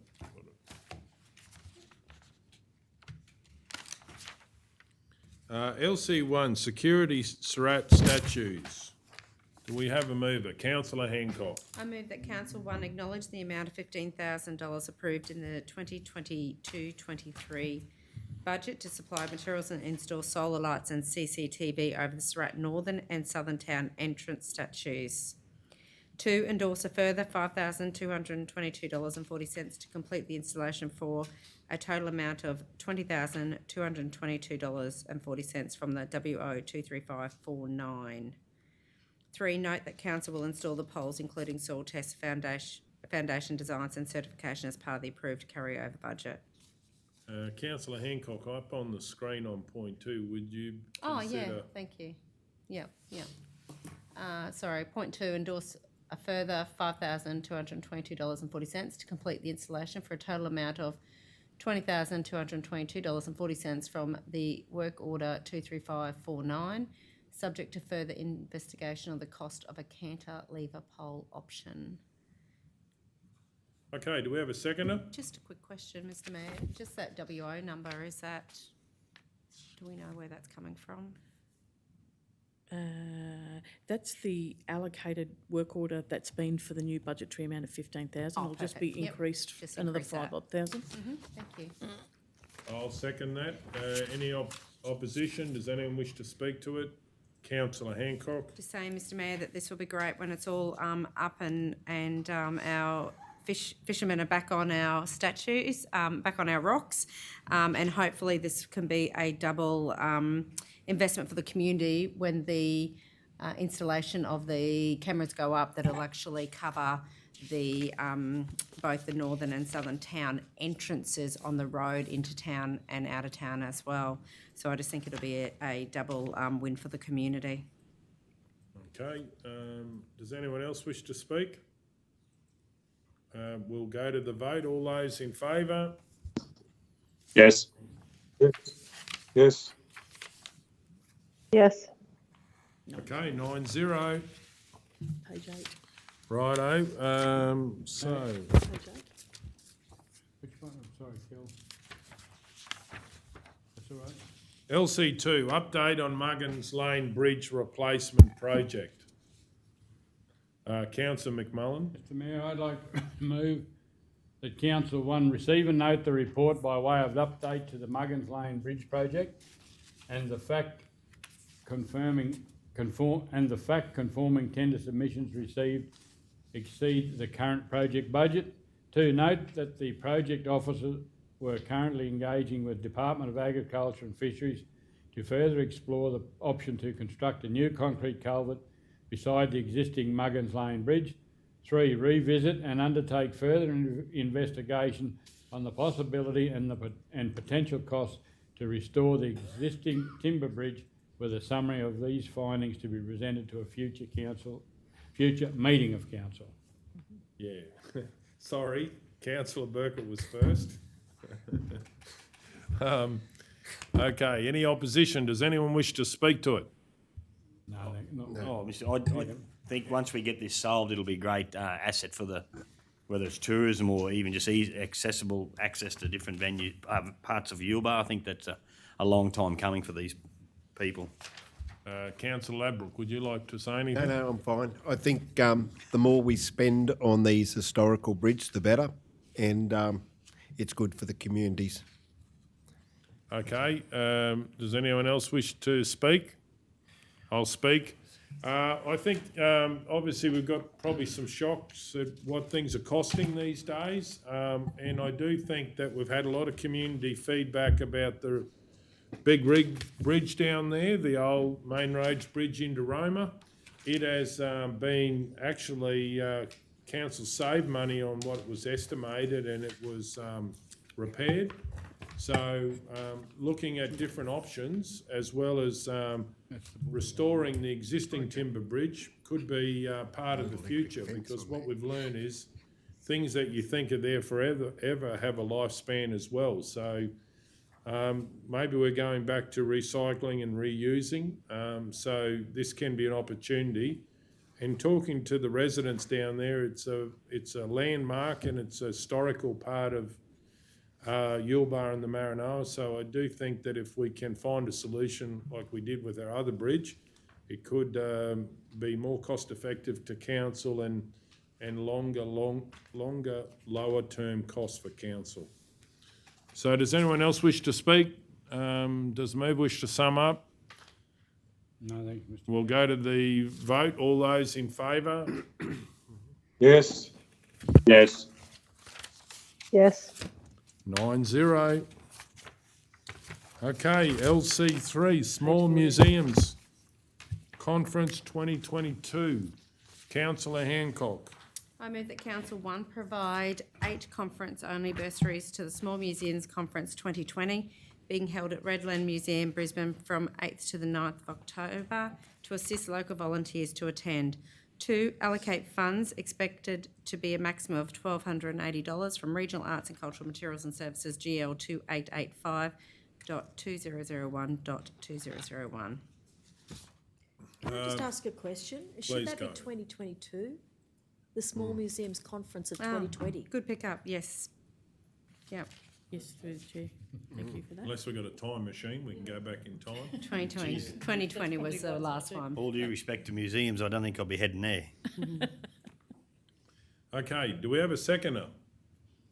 Not happy to say. Councillor Burkett. Any opposition? Does anyone wish to speak to it? Yeah, well, thanks, Mr. Mayor. Councillor Hancock. Mr. Mayor, I think this is a worthwhile opportunity to invest in our local arts and culture volunteers to enhance their skills and so therefore benefit their whole community. When you go away and you go to these conferences and you learn new skills and then you come back and you apply those skills in your community, that's a wonderful outcome for the community. So I think this is really worthwhile, and I just would like to encourage the organisations to apply for the bursaries and to go away and enhance their skills. Does anyone else wish to speak?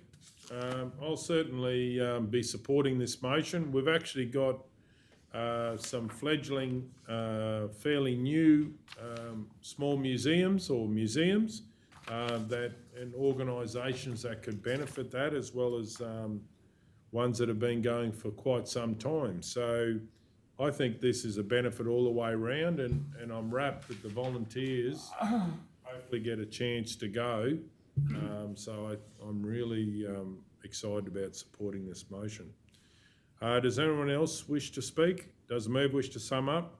No, thank you. We'll go to the vote. All those in favour? Yes. Yes. Yes.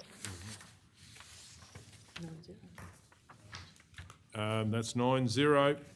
LC4, offer for council to purchase residential property lot R8656. Do we have a mover? Councillor Burkett.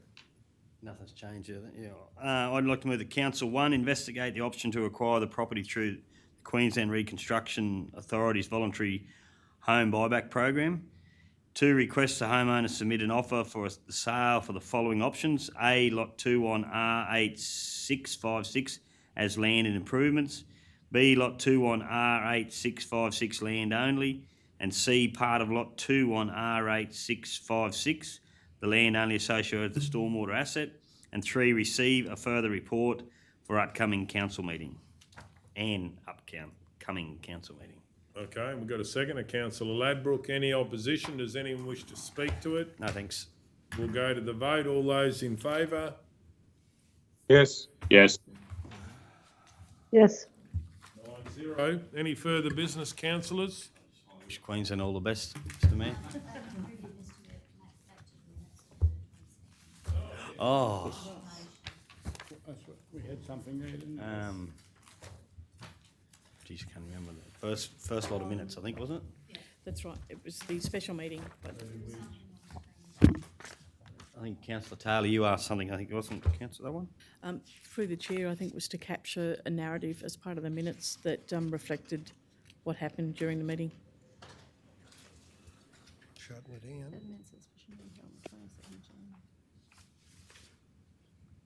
Righto. So I'm happy to move that the minutes of the special meeting held on the 22nd of June 2022 be confirmed, incorporating an additional explanatory note in regards to resolution SM/06.2022/12, stating that the motion was to determine whether the item without notice be included in another report on the agenda, not to make a decision about the specific project ID, which was considered under item C7D. Mayor Golder, can I just ask something here? Yeah. I wasn't involved in this, so I Yeah, no problem. Happy to explain it. think I will explain it, or Yeah, so basically confirmation of the minutes, if you, and obviously you weren't there, but this is confirmation of the minutes from The 22nd of June. 22nd of June. yep, And basically it's clarification that we had a motion without notice to put something actually into an agenda item.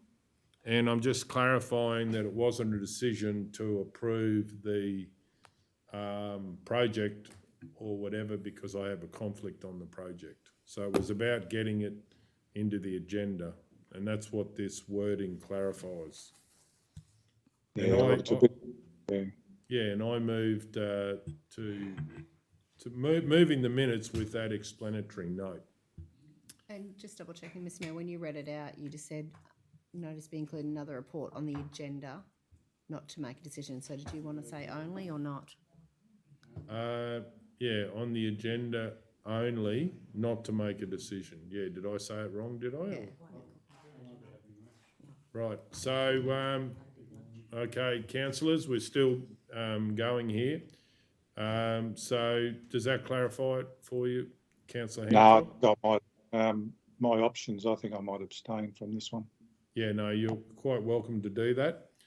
Okay, so I'm moving that is, Just, Mayor, you may wish to explain to Councillor Edwards that his abstention will be a vote against. That's right. Yeah, no, I think he realises that, but I. Well, just for sure that Councillor Edwards knows that that will be marked as a vote against.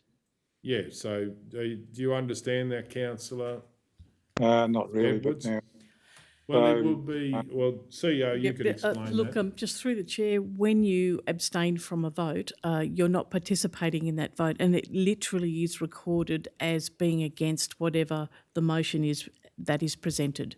So, we mark down again explanatory notes that the councillor abstained from the vote, and then we also put a notation that this is marked as a vote against the motion. Okay, yep. Yep. Okay, so councillor McMullen, are you happy to, because you did it this morning? I'll second it, Mr Mayor. Yeah, righto. Okay, does any opposition? Does anyone wish to speak to it? We're going to go to the vote. All those in favour? 6. Hello? Okay, all those against? Against. Against. Okay, and That's 7-2. and councillor Edwards abstains, but Yep, it'll be marked 6-2. as. 6-2, sorry, it is So 2. you've abstained on that vote, correct, Yeah, councillor yeah. Edwards? Yeah. 6-3. 6-2. No. Six, actually, Counted on it's the recorded as 6-3, yes, that's quite right. Abstained, and I'm just writing some notes. And if I can call for a division. Yep. Three. Okay, any further business, councillors? Righto, I'll close the meeting at 3:35 PM and thank you for your attendance. Thank you. Great.